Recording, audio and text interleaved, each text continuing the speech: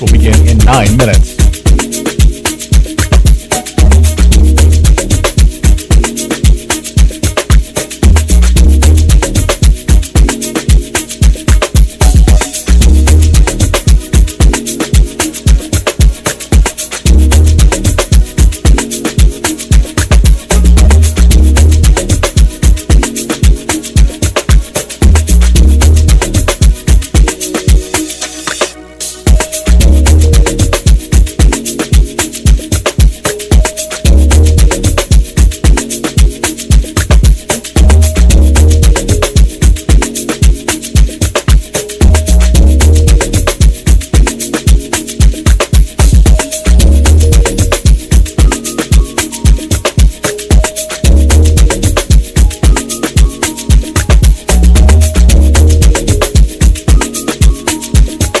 Fremont Moo broadcast will begin in 8 minutes.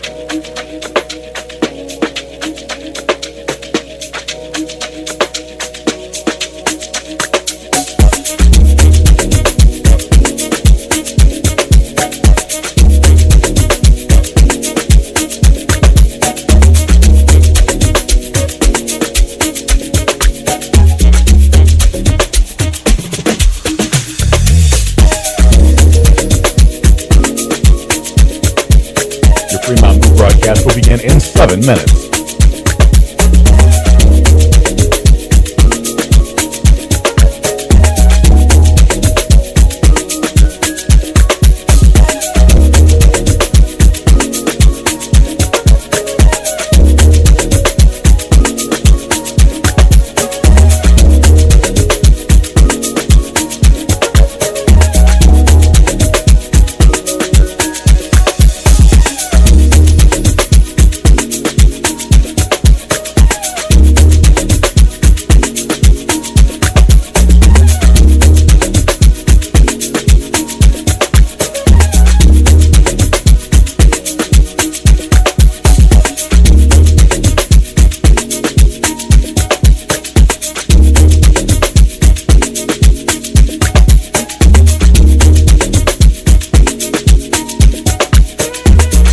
Fremont Moo broadcast will begin in 6 minutes.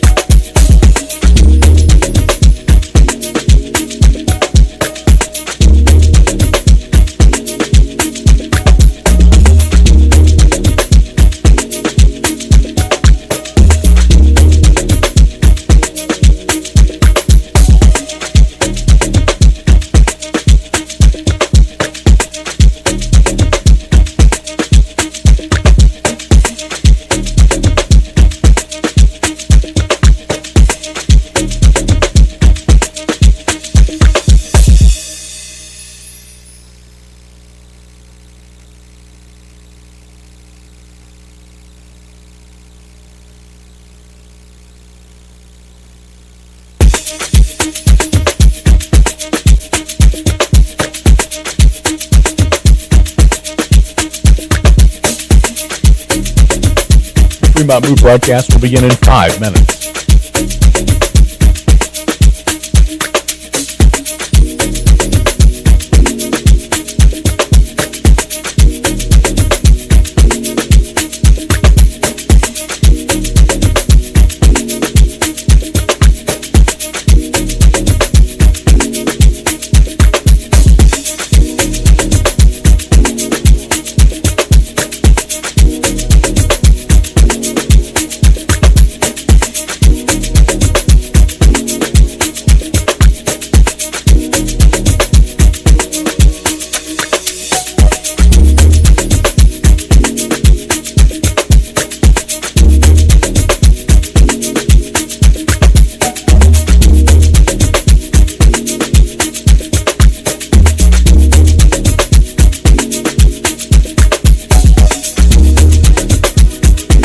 Fremont Moo broadcast will begin in 4 minutes.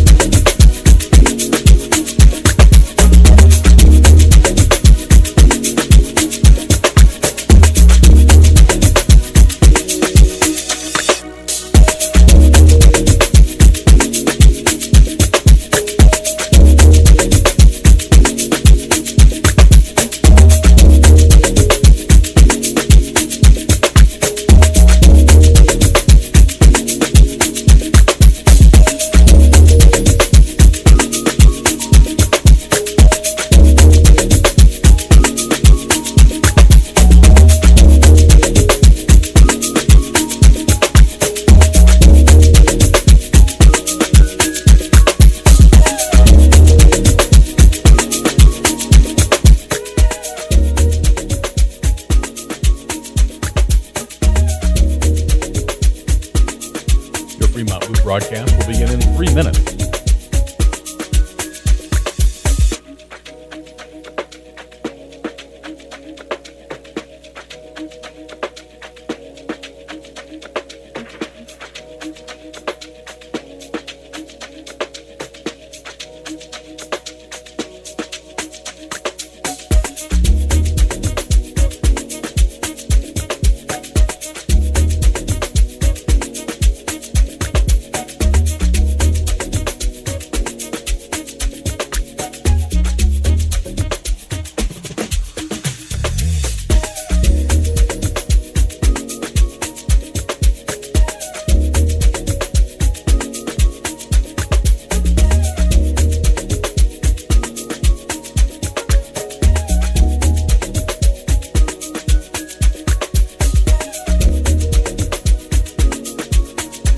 Fremont Moo broadcast will begin in 2 minutes.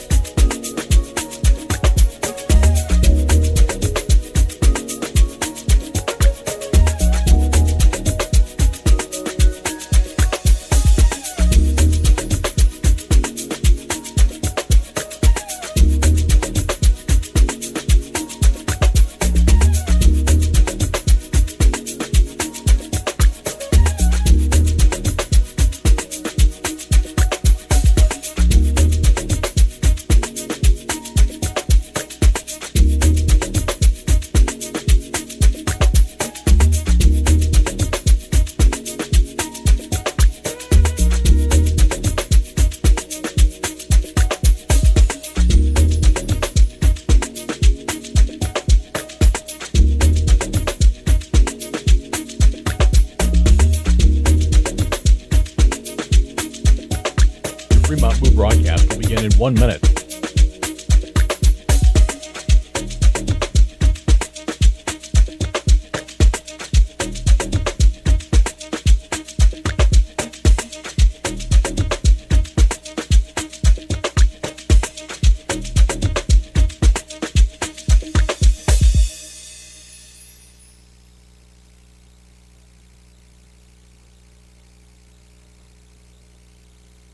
Your Fremont Moo broadcast will begin in 30 seconds.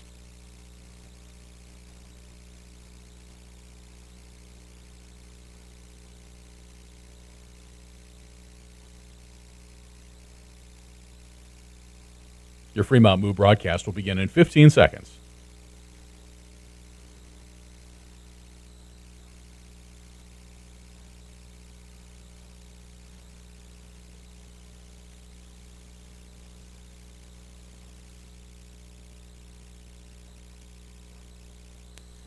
Fremont Moo baseball is on the air. 2-0 the count on Peterson. The pitch, he swings and pulls it into left field for a base hit, and the Moo take the lead. Connor Peterson with an RBI single to left. The following is a presentation of the Fremont Moo Baseball Club. This broadcast is brought to you by Raising Cane's, Tommy's Express Car Wash, Buffalo Wild Wings, Extreme Outdoor Power, La Hacienda, Super 8 of Fremont, Windstar Bus Lines, Keels Barbershop, The Door, the Nebraska Lottery. Hack is set in the first pitch, and Heyman swings and hits this ball in the air to center field. Hits it well. It is back just left to straightaway center field, and it is going to be gone! Henry Heyman, a 2-run shot, and the Moo leads 7-0. Additional fine sponsors of the Moo Baseball include Bloom Optical, Inspro, Your Fremont Hy-Vee, The Silver Dollar, Christensen Lumber, Lincoln Premium Poultry, We See Plumbing and Excavating, and the Dodge County Convention and Visitors Bureau. Tap to the right side. Peterson's got it. He will take it himself, and the Moo win it. The Fremont Moo have defeated the Casper Spuds 8-1. The Fremont Moo have claimed the Independence League Baseball Championship Series. The Cow jumps on top of the moon and firmly plants its hooves on top of the Independence Baseball League. Now, let's head to the field, and with the call of the game, here's Rich Ray and Alex Burstein. Good evening once again, everyone. We welcome you to historic Moeller Field in Fremont, Nebraska, where the Fremont Moo return after having 3 days off as they get set now to take on the Nebraska Prospects in the Independence League Baseball Association in a 5-game series. Alongside Alex Burstein, I'm Rich Ray. Good to have you along for this evening's contest. As tonight, the Moo start what I kind of call the big push toward the end of the season. Alex, 17 games left in the regular season of action. After tonight, only 9 regular season games at home, and with the Moo right now trying to win the second half, or if not, get the best overall record behind Casper. A little bit of work to do, but very attainable, so now's the time. Yeah, I was writing the pregame story for today, and I said each game is just a little bit more important now because every single game you're moving up and down the standings. Right now is very squished at the top of the second half standings, 3 teams within 3 games of first place, so there's going to be a lot of changing in these next couple weeks, and the Moo are hoping they end up in the front. When we look back at what occurred last week, the Moo had a holiday series with the Plainsmen and won 3 out of the 4 games, got shocked in overtime in extra innings on the 4th of July, but came back and were very decisive in 3 wins to wrap up that play. So positive note going on there, and now they get set for a Prospects team that's hungry for a win. They haven't won in the second half of the Independence League as of yet. Went out to Casper and went up against the top team in the league, the Spuds, played right with them in 2 out of 3 ball games, and they're hungry to try to get back in the win column. Yeah, this is a team that's lost 8 straight wins, but that's almost not characteristic of this team. They have played in a lot of close games this year. They have a very stacked lineup, which we'll talk about later, but a lot of D1 guys, and this is probably their best lineup they're putting out yet here tonight, so it's going to be a close series between these 2 squads. This is the time of the year as well. I mean, you hear it on talk radio all the time, and also with Major League Baseball.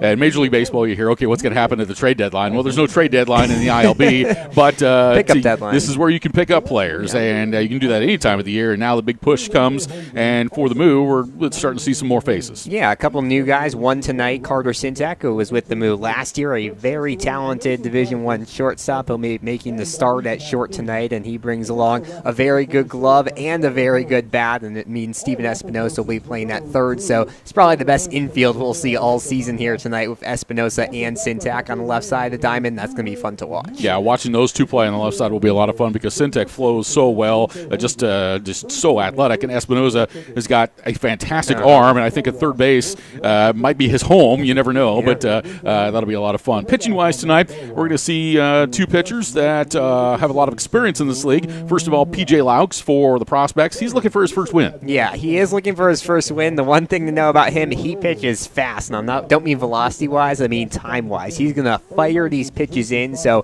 for the Moo, if they can kind of slow down this game, take some timeouts when it's warranted, you can kind of throw Laux off his game. He had a good performance against the Moo earlier on this season, though, so he knows how to play against these bats. And for the Moo, Bobby Simmons is going to pitch. He's been a starter, and he's been moved into a kind of a relief role as of late, and that really hasn't worked out. So he's going back to the starting position. Hopefully it's more productive for him. Yeah, his first 2 appearances this year were starts, and he looked pretty good in those, and then they moved into the bullpen. He's just inherited a lot of bad situations and given up a lot of runs, extra base hits, so we'll see moving back to the start for the first time in over a month. His last start on June 6th. He'll try to change things up here tonight. A lot of things going on at the ballpark. If you're still arriving here at historic Moeller Field, it's a Forever Homes night. Forever Homes is a nonprofit organization that benefits dogs and cats, and if you're thinking about adopting one, tonight's the night to come on out and check out the dogs that are here at the ballpark tonight. Also, it's Winning Wednesday, so there's giveaways every single inning tonight as well. And for those that are showing up tonight, it's Jaysker night.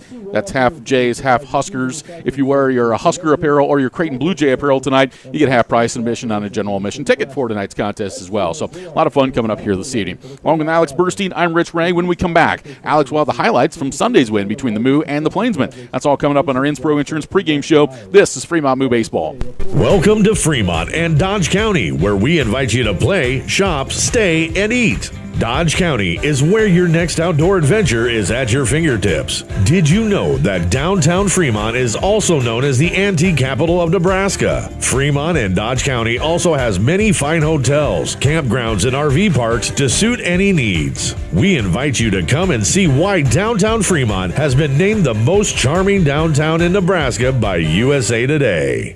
Keel's Barbershop is the Sports Center barbershop in Fremont. Be sure you look your best and get into Keel's Barbershop, where you'll receive quality haircuts in a friendly atmosphere. Get a fresh cut, have them hot leather, and shave your neck. If you're looking for that special feel of a true barbershop, Keel's is the place for you. They're open Tuesday through Friday, 8:30 to 5:30, and Saturday, 7:30 to 3. Keel's Barbershop, 6th and Broad in downtown Fremont. They'll make you look your best.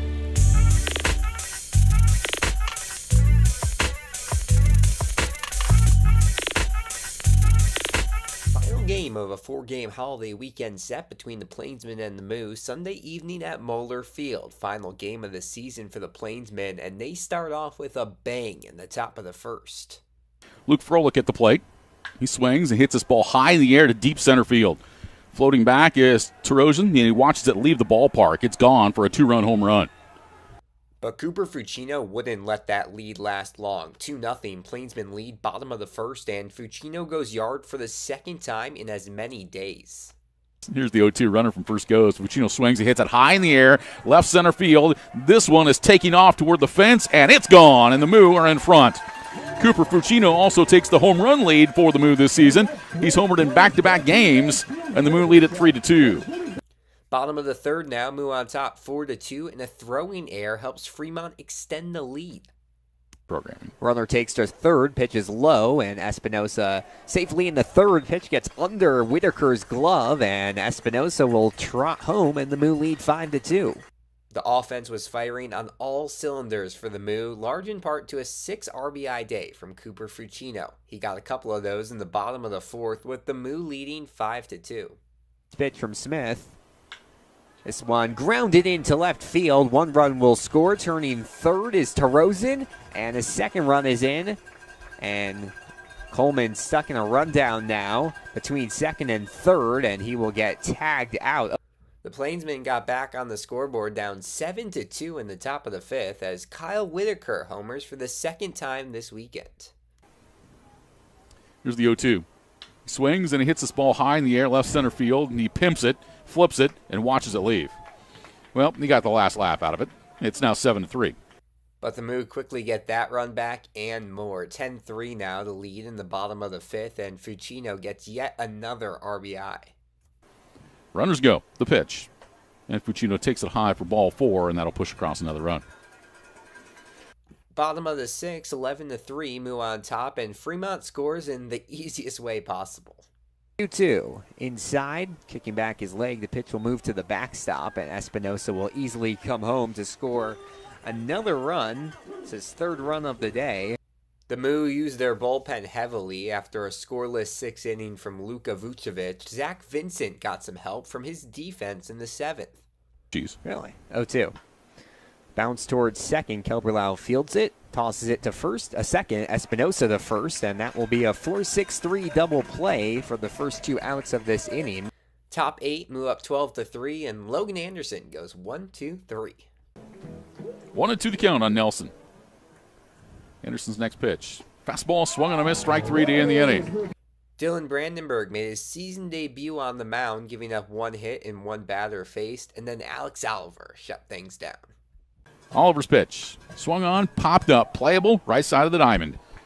Who's going to call for it? It's Kilberlau, and he makes the catch for the final out of the ball game. So the Moo win it by a final score of 12-3. Moo take the series 3-1. Gage Ingram gets the win in his first start of the year after 5 solid innings on the mound. Moo get 2 off days before beginning a 5-game set with the Nebraska Prospects Wednesday at 7:05 from Moeller Field.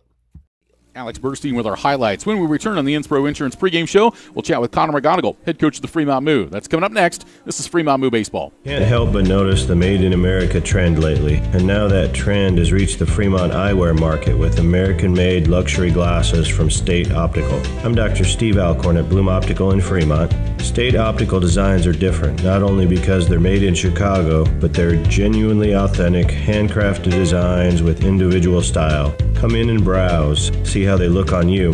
At Bloom Optical, where we care about your eye care, your eyewear, and most importantly, we care about you. Succeeding on your terms takes more than ambition, talent, and hard work. It takes a partner that's committed to helping you overcome all the complexities and challenges life throws at you. A partner that leverages the power of the world's largest risk management strategy and benefits firm and is a part of your world, too.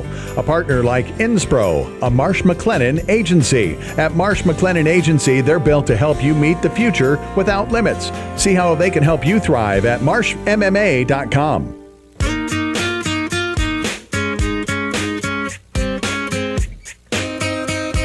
Our Inspro Insurance pregame show continues with Connor McGonigal, head coach of the Fremont Moo, as they open up a 5-game series at home against the Nebraska Prospects. Good 3 days off for everybody to recoup just a little bit and now get ready for the big stretch. You've got 17 games left and a big 5 games with the Prospects here. So, what's have you seen from the team as far as batting practice is concerned and kind of their approach and attitude with stepping into this one? Yeah, I think a couple days of rest is always good for guys. I mean, it's really a grind of a summer. I mean, we see it all the time with guys, getting banged up in and out of the lineup.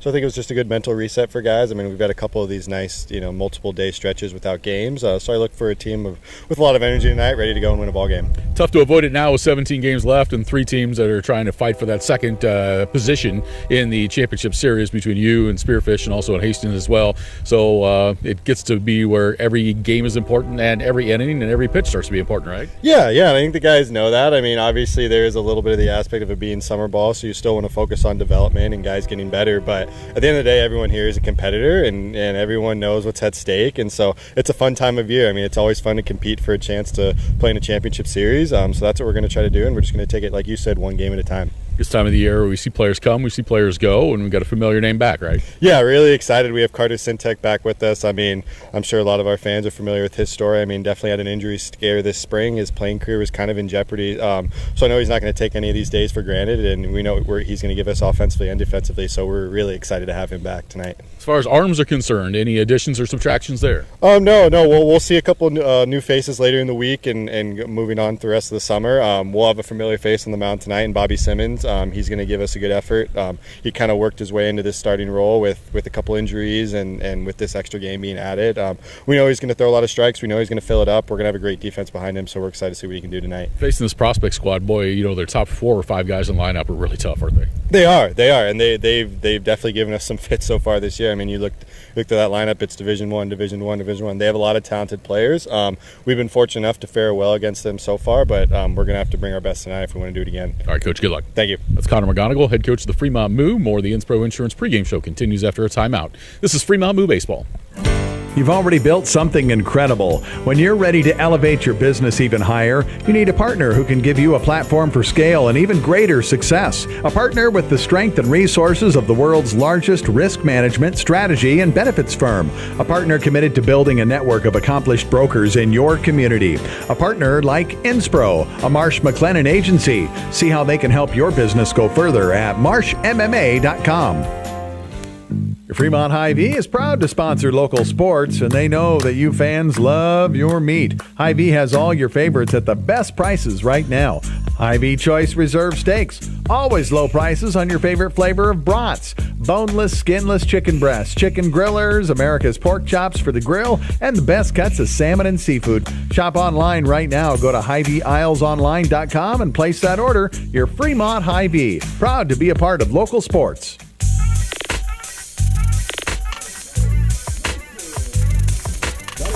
Back at historic Moeller Field, getting closer to first pitch between the Fremont Moo and the Nebraska Prospects. Well, let's take a look at our welcoming weather. Brought to you by the Dodge County Convention and Visitors Bureau. They welcome you to historic Moeller Field in Fremont.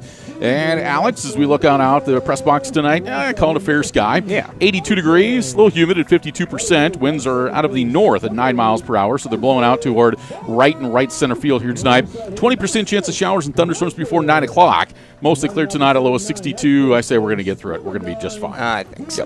That's our welcoming weather. Field conditions brought to you by Keel's Barbershop. To keep your hair and for the best haircut around, stop in at Keel's, 88 West 6th Street. Field looks like it's in good shape. I saw Assistant Coach Ben Asher just watering down the infield a moment ago, and looks like we're good and ready for baseball. The umpires are brought to you by Bloom Optical. They are the eye care professionals. They care about your eye care, your eyewear, but most importantly, they care about you. On the bases tonight is T. Smith, and calling the balls and strikes is Brandon Moore. Those are our umpires, brought to you by Bloom Optical. This is the Inspro Insurance pregame show, and at this time, both teams are making their way to their respective baselines, and at this time, we will pause for the playing of the national anthem.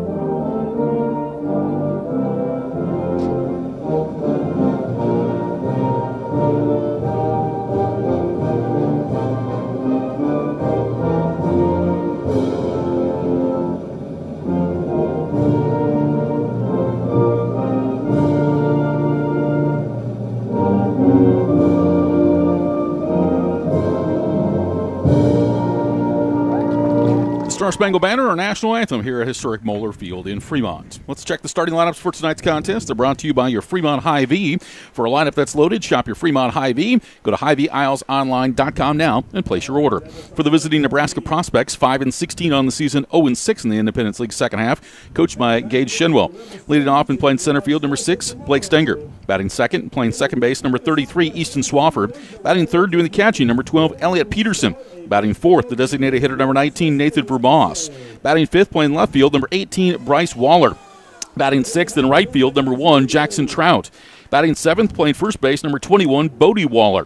Batting eighth and playing third base, number 16, Luke Bees. Batting ninth and playing shortstop, number 25, Tommy Simon. The prospects go with Stenger, Swafford, Peterson, Vermoss, Bryce Waller, Trout, Bodie Waller, Bees, and Simon. And P.J. Laux is on the mound, 0-2 record with a 4.59 ERA. Starting lineups for the Fremont Moo, 21-14 on the year, 8-3 in the Independence League second half, coached by Connor McGonigal. Leading off and playing left field, number 31, Josh Blount. Batting second and doing the catching, number 5, Bridger Coleman. Batting third, the designated hitter, number 24, Cooper Fucino. Batting fourth and playing right field, number 28, Tyrus Pesci. Batting fifth at shortstop, number 11, Carter Sintek. Batting sixth and playing center field, number 19, Jack Terosian. Batting seventh and playing third base, number 18, Steven Espinoza. Batting eighth and playing second base, number 8, Isaac Bonner.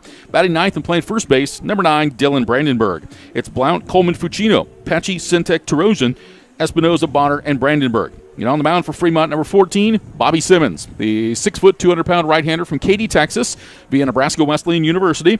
2-0 in the season. The ERA up there a bit at 7.78 on the season. So those are the starting lineups, and it's time for our first pitch. Our first pitch is brought to you by La Hacienda Mexican Restaurant. La Hacienda serves up Fremont's favorite authentic Mexican cuisine at 3140 East Elk Lane.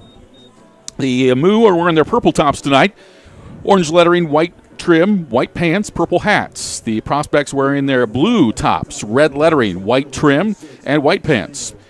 And the umpires are wearing their black tops and their heather gray slacks. Very good, Alex. I've learned a thing or two.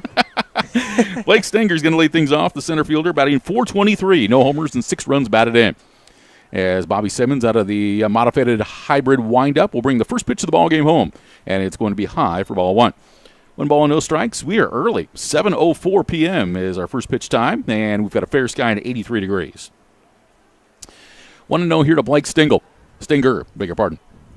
Here's the 1-0. And that's high and inside, so the count now goes to 2 balls and no strikes. Yeah, Stanger's the perfect leadoff guy because he is someone who knows how to get on base. He can hit the ball hard, but he's also just really good at contact. And that's why he's in this one spot for the prospects. 2-0 from Simmons. Swung on and popped up on the right side. Bonner at second base will call for it, and he makes the catch for out number 1. So 1 pitch and 1 down, or rather 3 pitches and 1 out.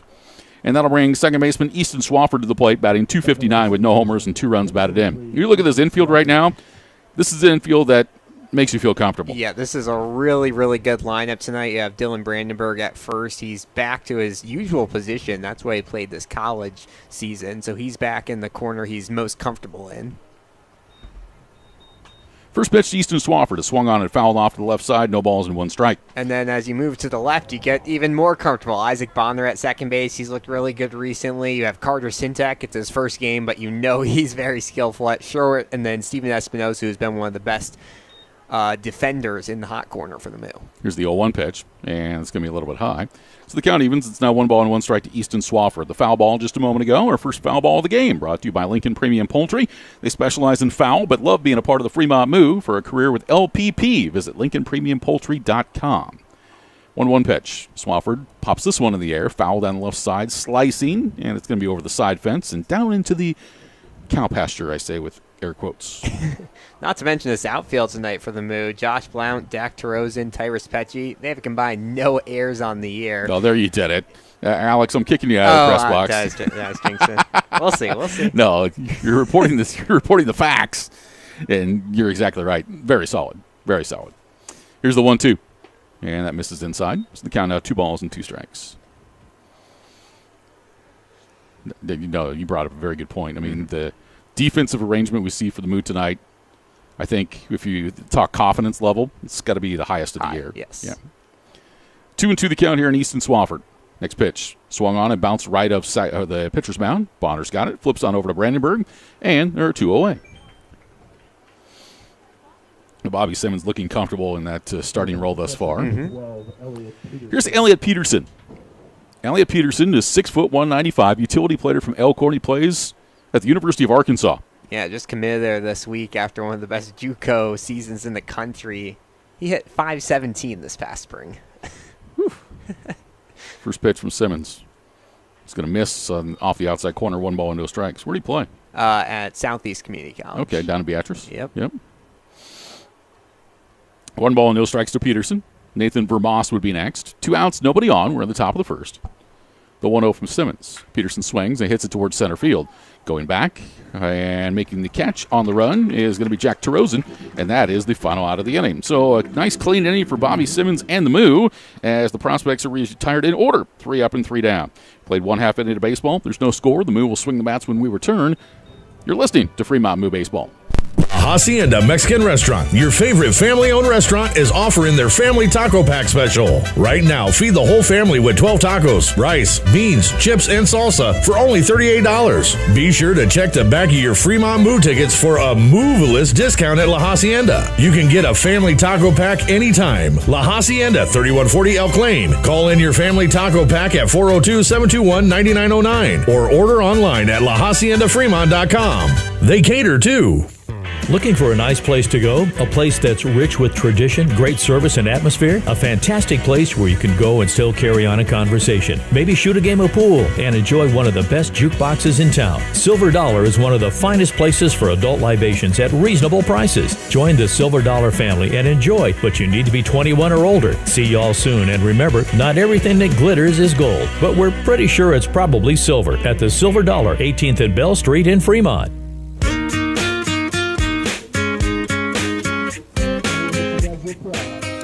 1/2 inning, and nothing up, nothing down for the Nebraska prospects. We go to the bottom of the first. For the Moo, it'll be Josh Blount, Bridger Coleman, and Cooper Fucino. Defensive arrangement for the prospects tonight. In left field is Bryce Waller. In center field is Blake Stinger. And in right field, Jackson Trout. Over at third base, Luke Bees.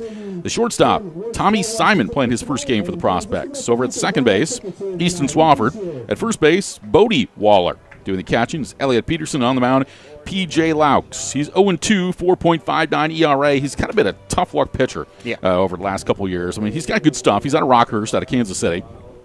And he is a defender's delight because he keeps you on your feet. Yep. He gets up, he gets the sign, and he goes. And I grew up that way, as a pitcher. And it keeps the entire infield and outfield alert and ready to go, and it makes the game just flow. And for the Moo, they're going to try to slow him down. Yeah. Josh Blount's going to lead it off, batting .291 with no homers and 5 runs batted in. Yeah, we saw Laux go 6 innings, only gave up 2 runs, one of which was earned his last start against the Moo. He took the loss in that one. That's the example of a tough-luck pitcher. Mm-hmm. First pitch from P.J. Laux to Josh Blount is a bouncing ball to the right side, and taking it off the short hop and taking it over to the bag is Bodie Waller, and 1 pitch and 1 out for Laux and the Prospects. One away. Yeah, nice job there by Waller. Took a short hop, as you mentioned, right in front of his glove, but does a good job playing it. Probably could have stepped back a foot more to make it a little easier on himself, but quick first out in this game, moving along quickly. Here's the catcher, Bridger Coleman. He's batting .308, 3 homers, and he's driven in 19. Let's say, if you look for the most consistent offensive productivity this season for the Moo, as this pitch misses down low, between he and Cooper Fucino, those two have been just solid. Yeah, and having them back-to-back in the lineup is a huge help for the Moo. They're 2 of only 3 guys hitting above 300. 1-0, and Coleman taps it foul back behind home plate. Count evens. It's now 1 ball and 1 strike. 1-1 on Bridger Coleman. Cooper Fucino will bat next. Starting the big push, July 10th. There's only 2.5 weeks of baseball left. The 1-1. Coleman way out in front of a breaking ball and swings and misses. It's 1-2. And if I was checking my calendar right, I think the Moo only have 1 scheduled day off for the rest of the season. Is that right? Monday? That would be.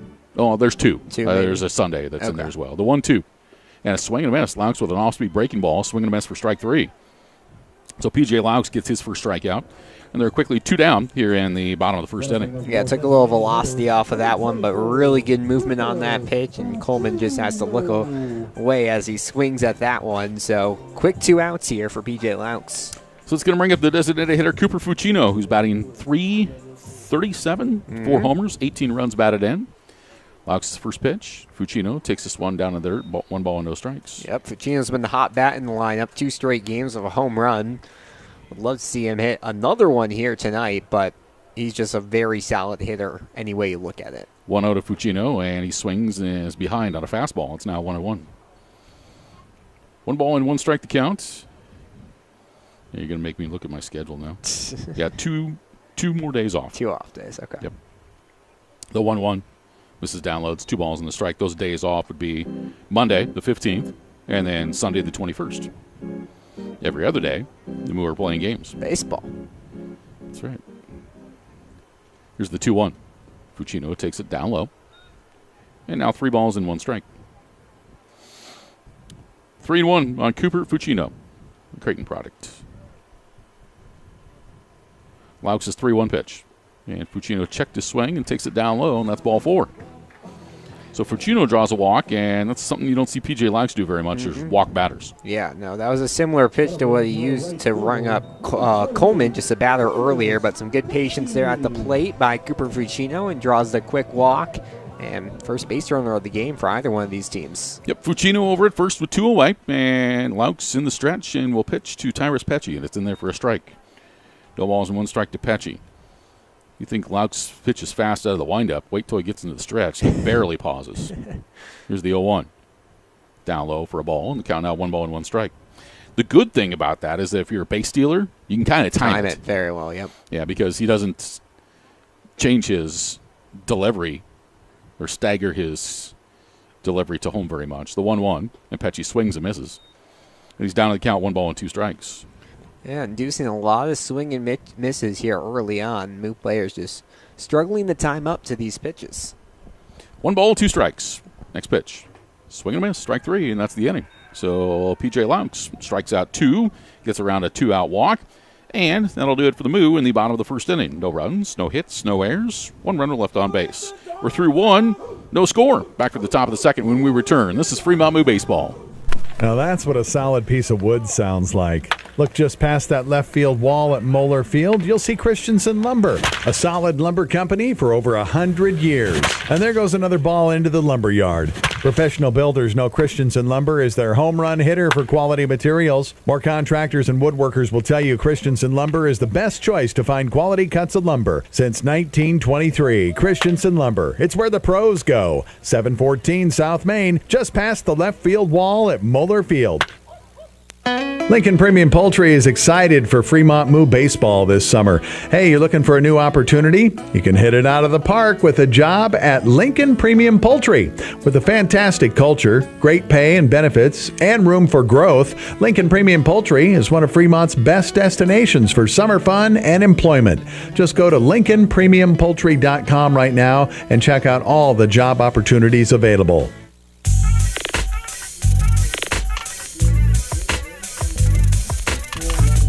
One inning complete at historic Moeller Field. No score. We'll go to the top of the second. The first three batters for the Nebraska prospects will come from the 4, 5, and 6 spots in the order. Nathan Vermoss, Bryce Waller, and Jackson Trout against Bobby Simmons.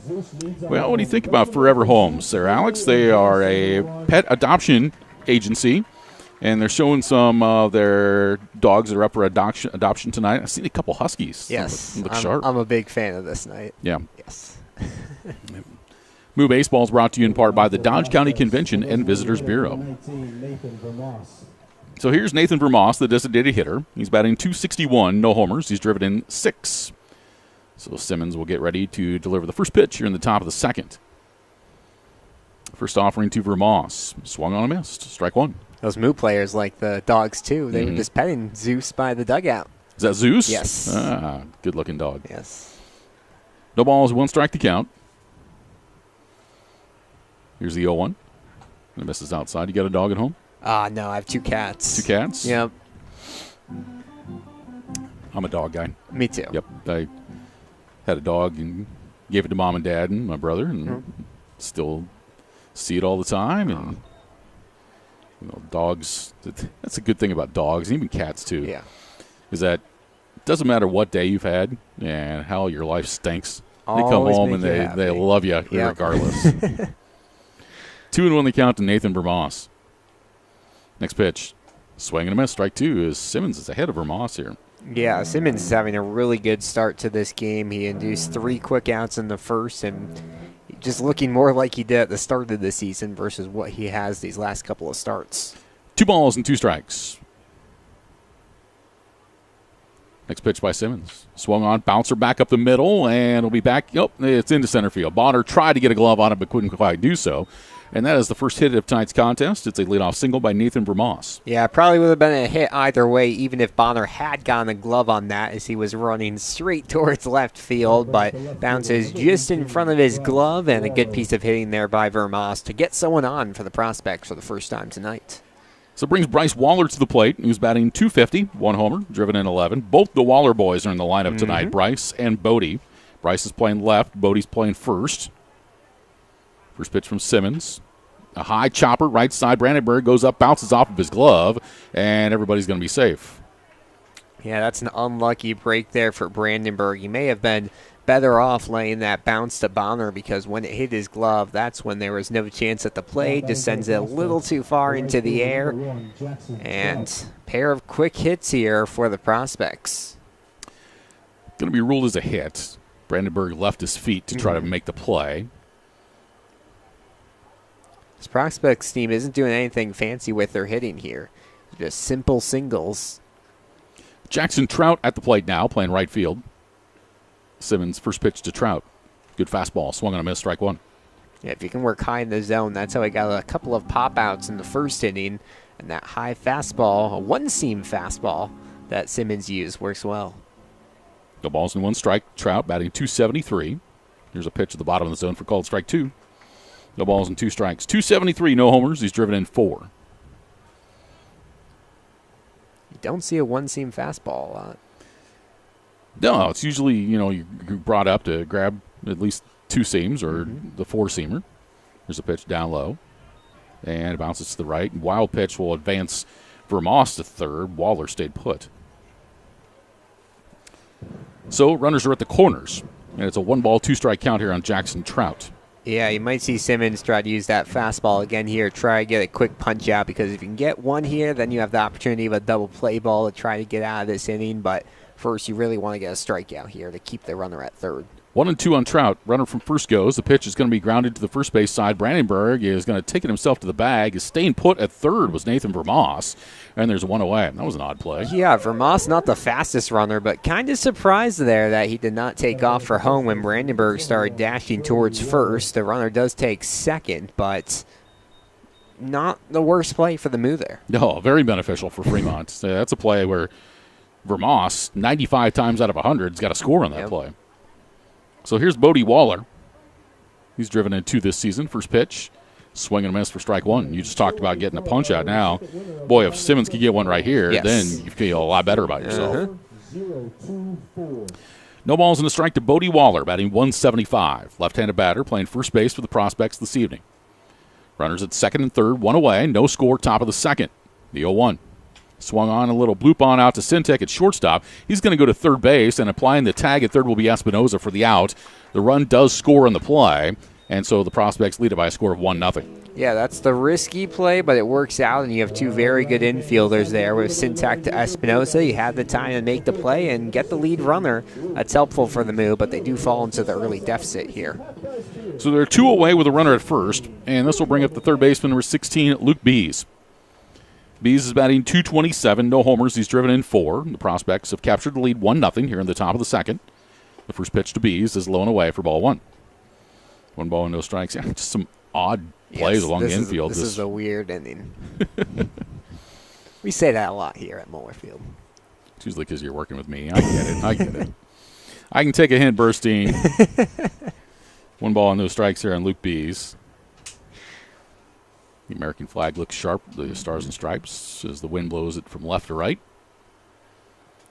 1-0 the count. Simmons pitch. Check swing, foul ball. Boy, I'm surprised they didn't hit that off his knuckles. Yep. That ball was so far inside. And the count evens, it's 1-1. Yeah, this wind tonight's really going to help out lefty hitters and guys who like to go opposite field. You look at guys like Bridger Coleman. If he can get a piece of one, send it opposite, he could very well be looking at a home run with this wind tonight. 1-0 the Prospects. We're in the top of the second. 1 ball, 1 strike.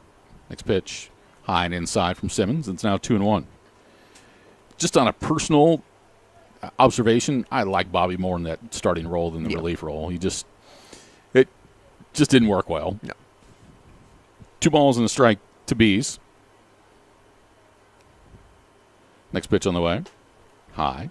Snap throw back down to first. Runners back. And the count now 3-1 on Luke Bees, the third baseman. Yeah, I mean, and going back between starting, relieving, starting is definitely difficult for a pitcher because different mindsets for those 2 roles, and he's kind of done that the past couple years at Nebraska Wesleyan. But we'll see if he does good tonight. You could very well see him stay in this starting role.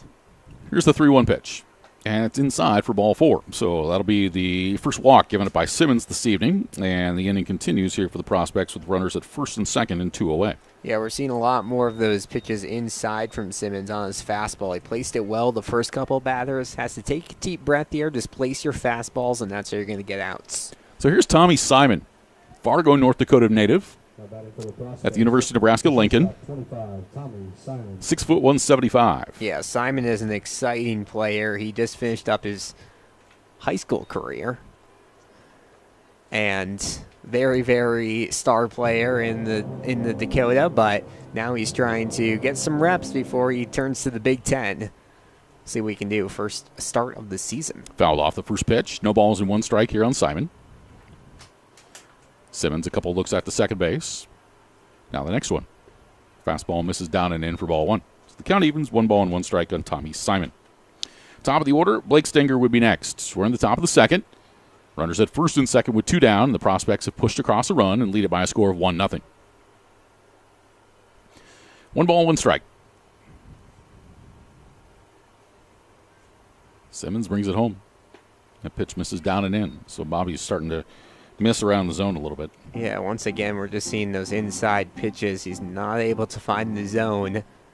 Hasn't pitched a lot to the outside tonight, but definitely worth a try with these most recent results. 2 balls, 1 strike. Simmons' next offering. Off-speed curveball that floats in there for a strike. It's 2-2. Now that is a good pitch. For a second there, I think Simon thought he was going to get hit, but dips in perfectly into the zone. couple more of those from Simmons would definitely not hurt his cause. Not a lot of velocity, but an old-fashioned knee buckler. Exactly. 2-2 from Simmons. Tries it again. This one's up and in. And so the count goes full. 3 balls and 2 strikes. Yeah, didn't get quite as much break on that one, but seems to be getting a little more comfortable with that pitch, and we'll see if he can maybe use it again here to try and get Simon on the full count. Runners will be going. 3 balls and 2 strikes with 2 away. Simmons takes a look at the runner at second. Long pause. And now we'll turn and look that way and fake a throw. It's Bodie Waller that taking his lead from actually behind second base. Mm-hmm. He starts it out like he's out closer toward the outfield, then gets into the baseline. Here go the runners. The pitch swung on and foul back, and so they'll have to retreat to their respective bases, as we'll do it again here, 3 balls and 2 strikes. 5-game series. This originally was supposed to be played in May, and then, well, no, I beg your pardon, early June. One of the Casper games got moved to the next week, and then so this game was added to the 4-game series. Here, 3-2, runners go. Swung on, hit off the end of the bat, broken bat. Sintik's going to charge it, pick it up barehanded, throw a crossover to first, and not in time. Brandenburg thought he got a swipe, but T. Smith says, nope, no contact, and it's going to be an infield single. Yeah, good job there by Brandenburg to get a glove on that ball, because if not, you're likely seeing the runner from third turn and score. And just a very tough play there from Sintek to have to barehand that one, and even to have a chance at that play is impressive. Yeah. So bases are loaded with 2 down, and brings Blake Stinger back to the plate. Stinger on a 2-0 pitch popped up to Bonner at second base to begin the ballgame. 1-0 the Prospects. Bases loaded, 2 down, top of the second. The pitch. Stinger hits a bouncing ball to Sintek at short. He's got it. He's going to go across the diamond to Brandenburg. Did he keep the foot on the bag? He did. And that's the final out of the inning. So the move, limit the damage as Stinger grounds out to short. In the inning for the Prospects, there was 1 run on 3 infield singles. There were no errors, and there were 3 runners left on base. We played an inning and a half. 1-0 the Prospects. Back with more in a moment. This is Fremont Moo Baseball. Now that's what a solid piece of wood sounds like. Look just past that left field wall at Moeller Field, you'll see Christensen Lumber, a solid lumber company for over 100 years. And there goes another ball into the lumber yard. Professional builders know Christensen Lumber is their home run hitter for quality materials. More contractors and woodworkers will tell you Christensen Lumber is the best choice to find quality cuts of lumber. Since 1923, Christensen Lumber. It's where the pros go. 714 South Main, just past the left field wall at Moeller Field. Lincoln Premium Poultry is excited for Fremont Moo Baseball this summer. Hey, you're looking for a new opportunity? You can hit it out of the park with a job at Lincoln Premium Poultry. With a fantastic culture, great pay and benefits, and room for growth, Lincoln Premium Poultry is one of Fremont's best destinations for summer fun and employment. Just go to LincolnPremiumPoultry.com right now and check out all the job opportunities available.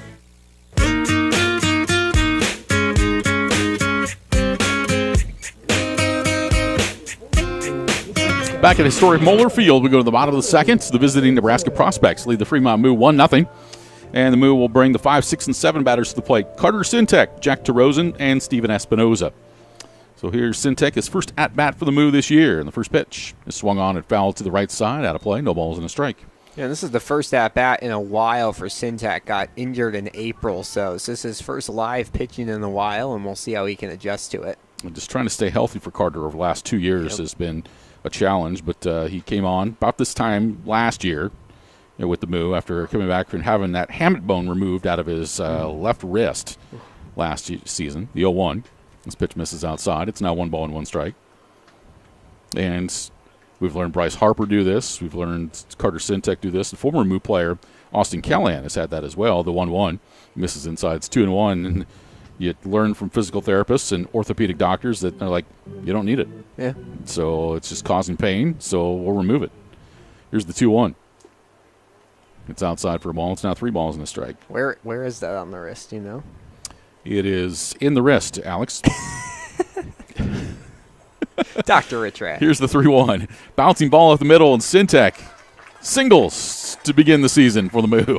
Yeah. How about that? That's a good start to your year 2 with the Moo. Just saw a pitch that I liked and sends it on a grounder up the middle, and the Moo get their first hit of the day. My son is the physical therapist. I'll call him. We'll find out about that. We'll have an answer tomorrow. Yes. He's the one that's got to learn where every bone is and all that other stuff. Here's Jack Terosian. Terosian's batting .333, no homers, driven in 2. Playing center field for Fremont tonight. Centec with good speed at first, but a moderate lead. And the first pitch from Laux is high and away for ball 1. We're seeing a strangely small zone from Brandon Moore tonight. It's usually much bigger. 1 ball and no strikes to Terosian. Next pitch, missed outside, ball 2. When do you want to take over and unders on when one of these umpires is going to call a balk on Laux? Because he's not setting hardly at all. Yeah. 2 balls and no strikes. Next pitch, down low, ball 3. The count 3-0. 3 balls and no strikes on Jack Terosian. Centec over at first after the leadoff single here in the bottom of the second. Laux ready, the 3-0 pitch. In at the knees, called strike. It's now 3-1. Yeah, if PJ ever gets into professional baseball, and we all hope we do, he never has to worry about the pitch count, the pitch timer. Yep. There's a 3-1 that misses upstairs, ball 4. So after a single, a walk, and the Moo have runners at first and second with nobody out, it's going to bring up the third baseman, Steven Espinoza. I think that's the only time I've said that this year. Espinoza playing third. You mentioned, though, how powerful his arm is. His numbers almost make him better as the third baseman than the shortstop. .275 batting average, 1 homer, driven in 17. The first pitch is popped in the air along the infield. This will be an infield fly rule, so Espinoza is already out, and the catch is officially made by the second baseman, Easton Swafford, for out number 1. So Espinoza pops up, 1 away, and it'll bring up second baseman for the Moo, Isaac Bonner. Isaac's batting .250, no homers. He's driven in 5. Centec at second, Terosian at first. Laux wants a fresh set of signs here. He's waiting to see what Elliot Peterson's going to give him. In this pitch, he's going to catch the outside corner.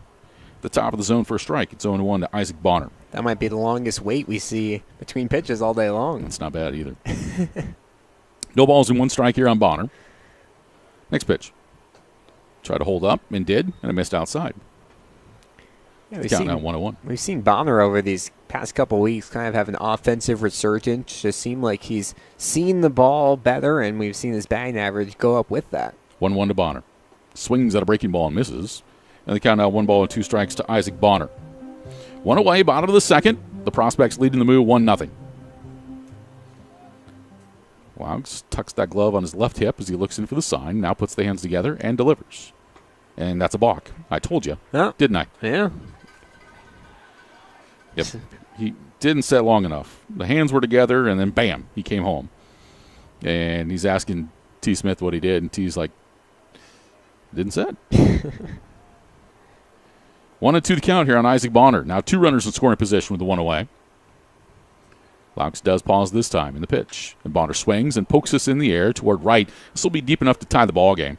The catch is made out in right field. Both runners will tag and advance. Scoring on the play will be Centec, and it's a 1-1 contest. Isaac Bonner with an RBI sacrifice fly to right field. Yeah, good job there by Bonner. Just poke it towards right field, and situational hitting there for the Moo, which is what really helped them this past weekend against the Plainsmen. And fresh ball game now in the second. That balk turns to be huge now as that ties it. That brings Dylan Brandenburg to the plate. Runner at third with 2 down. Brandenburg's batting .267, no homers, driven in 12. First pitch. Breaking ball caught the inside corner at the knees for strike 1. Yeah, that's a good pitch if you can make it work. That's right next to Brandenburg. A little bit of late break into the zone, but a good pitch there from Laux. No balls, 1 strike. Laux next pitch. Brandenburg swings and fouls it down the right side, slicing out of play. So the count now goes to 0-2. I talked about rain earlier. I think it's just going to stay south of us tonight. I see a little bit of a line of clouds to our south, but everything that we've tried to educate ourselves on today, weather-wise, says should stay that direction. Fingers crossed. That's right. No balls and 2 strikes on Brandenburg. Laux next pitch. Brandenburg chops it up the first base line. Laux will pick it up and toss it over to first in time, and that's the final out of the inning. So Brandenburg bounces back to the pitcher, and for the Moo, they're able to tie it up with 1 run off 1 hit. There were no errors, and 1 runner left on base. We played 2. We're tied at 1. Alex will take us through the 3rd and the 4th when we return. This is Fremont Moo Baseball. Gentlemen, here at Weesey Plumbing and Excavating, our customers' duty is our duty. Yes, Drill Sergeant. Now, you're Fremont's finest, and I want you people-pleasing plunger wranglers to remember here at Weesey, we don't stop fighting clogged drains, low water pressure, frozen pipes, until our residential and commercial customers are smiling. Am I making myself clear, you toilet snake and sink suckers? Yes, Drill Sergeant. Now, our customers will find us in Fremont, on Facebook, and online at WeeseyPlum.com. Weesey Plumbing and Excavating. Your duty is our duty. Fremont Moo Baseball is brought to you by Raising Cane's Chicken Fingers, with 10 Omaha locations, including Fremont, Council Bluffs, and Norfolk. With delicious hand-battered, cooked-to-order Raising Cane's Chicken Fingers, mouth-watering cane sauce, crinkle-cut fries, irresistible Texas toast, fresh coleslaw, plus freshly made tea and lemonade poured over their signature crushed ice. Raising Cane's Chicken Fingers, tasty supporters of Fremont Moo Baseball.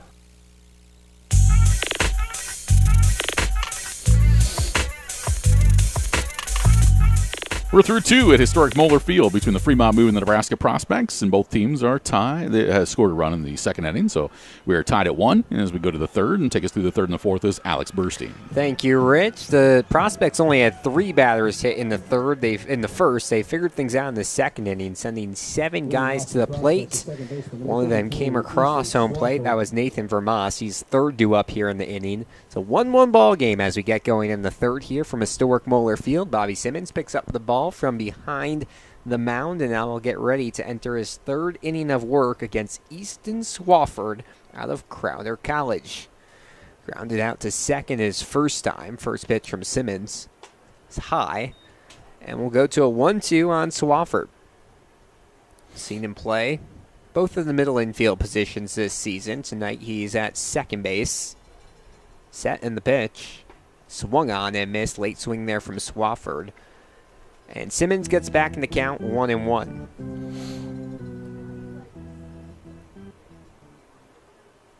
Here's the 1-1. Poke towards left field, and that will travel foul.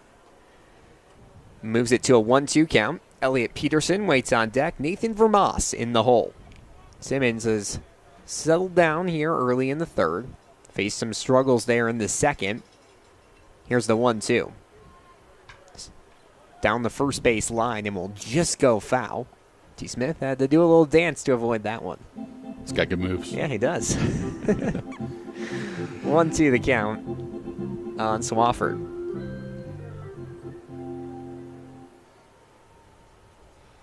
Simmons sets. Looks in for the sign. Here's the pitch. That one's in the dirt. Good pick there from Fucino. And we'll even out the count at 2 apiece. 1-1 ball game here in the top of the third from historic Moeller Field. Here's the 2-2. Breaking ball fouled back. The big question I've got right now about the Independence League is who's going to beat Casper again? They've won 20 in a row. Yeah. That's very hard to do.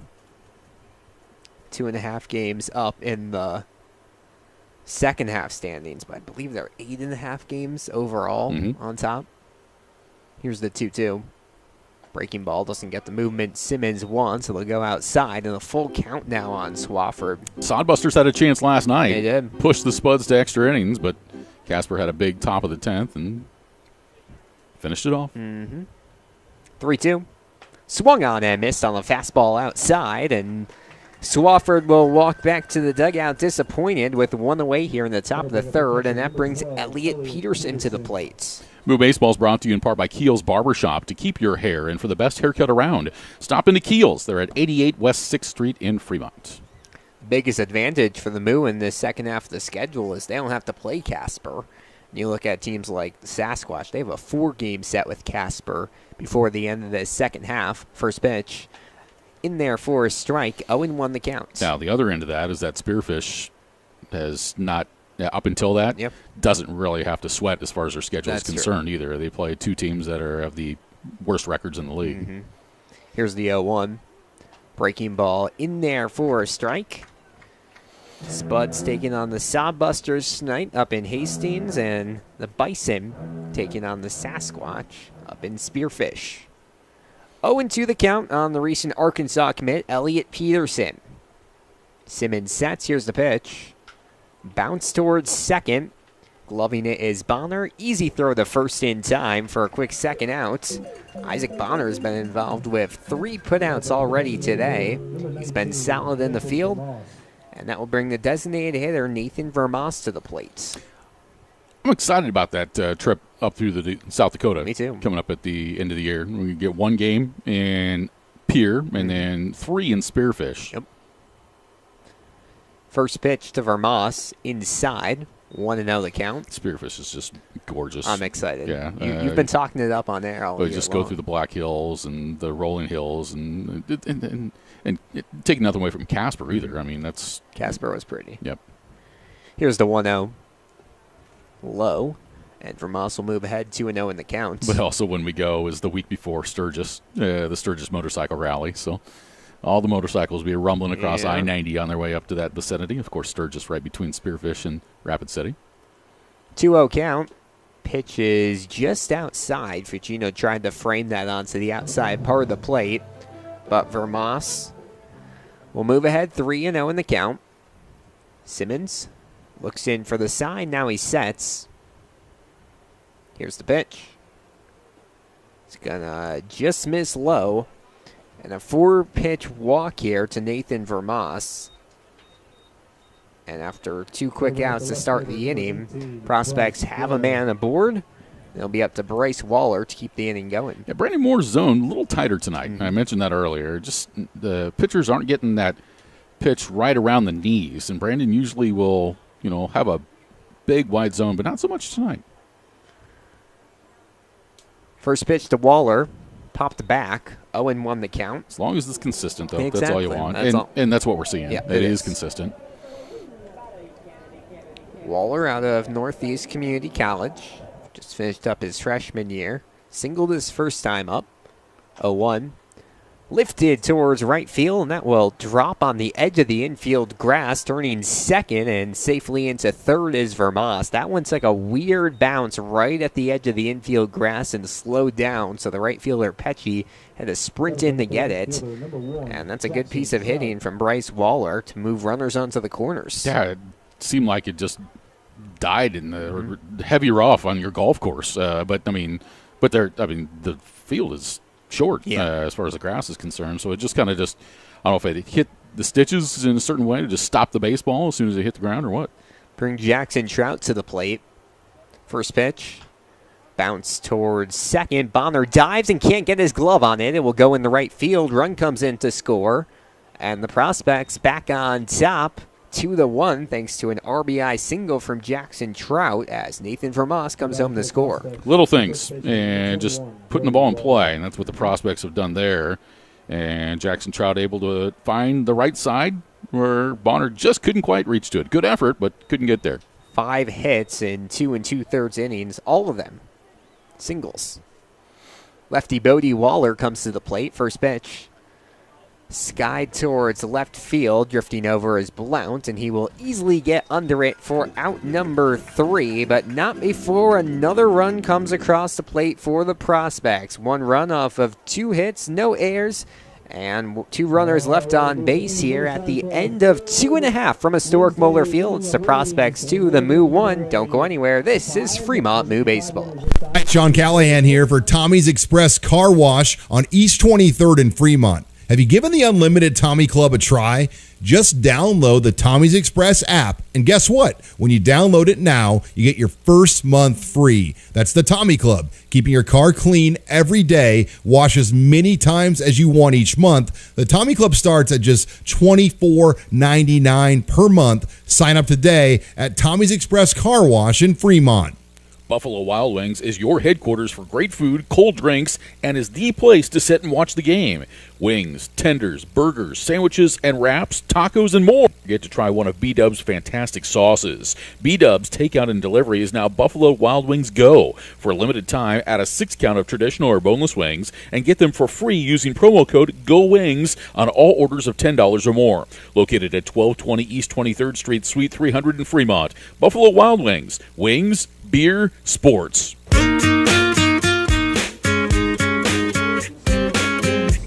Back and forth ball game here at historic Moeller Field as the Prospects lead the Moo 2-1 as we enter the home half of the third. PJ Laux entering his third inning of work. He'll do it against the top of the lineup for the Moo. Alex, Moo Baseball is brought to you in part by Bloom Optical. They are the eye care professionals. They care about your eye care, your eyewear, but most importantly, they care about you. Be the lefty Josh Blount coming to the plate as Ben Asher makes the walk down the first base. The associate head coach manning first base duties tonight, head coach Connor McGonigal at third base. Blount steps into the batter's box. First pitch from Laux. It's a breaking ball swung on and missed. Blount above that pitch. And a quick 0-1 count on the Texas A&M Corpus Christi product. Came into today hitting .291. 0-1's low, and a 1-1 count now on Blount. The secret to Laux's success so far in the ballgame is his ability to change speeds. Yep. He has kept the batters off balance. Here's the 1-1. Another breaking ball and just misses outside. That's what you're talking about, the small strike zone. We've seen that pitch called a strike pretty consistently throughout the year, but Laux does not get the call there. So he'll be behind in the count 2-1. Here's the offering, and it's low. One thing, I was looking at how Laux delivers the baseball, and I'll see if the Moo pick up on it. When he throws the breaking ball, you can see his fingers on top of the baseball when he brings it out of the glove, so we'll see if he tips off his pitches a little bit. Here's the 3-1. Bounce towards first and travels foul. You wouldn't really think about that as just a fan watching the game, but pitchers or batters will study pitchers and what they do, and they pick up the littlest things. Especially as the Moo get into their second go-through. 3-2. Bounce towards shortstop, backhanded by Simon across the diamond. Not in time as a speedy Josh Blount breaks past the throw, and that will be an infield reach for the left fielder. First of all, fantastic effort by the prospect players. Yep. Shortstop Simon showing why he was an outstanding high school player in North Dakota, and made a nice throw, and it was a very good pick over at first base by Bodie Waller. And T. Smith says, safe. Moo will take it. Yes, they will. So leadoff man aboard for the second straight inning for Fremont. And that'll bring Bridger Coleman to the plate. First pitch, breaking ball outside. 1-0 the count. Coleman's, he's scored a run in 5 straight games that he's played in. He knows how to get around the base paths. Lead over at first base by Blount. They'll try to get him, not in time. And now Laux will return to the mound. Coleman entered today hitting .308, struck out his first time up, 1-0 outside. PJ's getting close to balking here again. Balk was what led to a run last inning. Advanced the runner to third, and then a sac fly scored Carter Sintek. Breaking ball check swing, and they'll say Coleman went for it. So a 2-1 count on the catcher out of Allen Hancock Community College, figuring out his home for next season. Here's the 2-1. Big swing from Bridger, and we'll move it to a 2-2 count. He just lost his home run title to Fucino. He tried to get it back with that swing. You got to wear the cowbell. The 2-2 outside, bounces away, and taking off for second safely is Blount. So just went off the body there of Peterson, who recovered well, threw down to second base, but Blount safely in by a few seconds. And Moo will have a runner in scoring position with a full count on their 2-man, Bridger Coleman. Laux sets, checks second, here's the pitch. Coleman pokes it towards right field, and that will get through. Turning third base is Blount, and stumbling with the ball is Trout. Safely in the score is Josh Blount, and we have a tie game here in the bottom of the third. It's a 2-2 ball game. Yeah, Coleman doing a nice job just going the other way, and it looked like Coach McGonigal was going to wave Blount the entire way, and then out and right, the ball bobbled just a little bit coming up with it by Jackson Trout, but he was going to have to throw a strike to home to make the play. So that ties it up at 2, Alex. Bring Cooper Fucino to the plate. 2-2 ball game, bottom of the third from historic Moeller Field. Pitch from Laux, swung on and missed from Fucino, who walked his first time up but was stranded over at first base.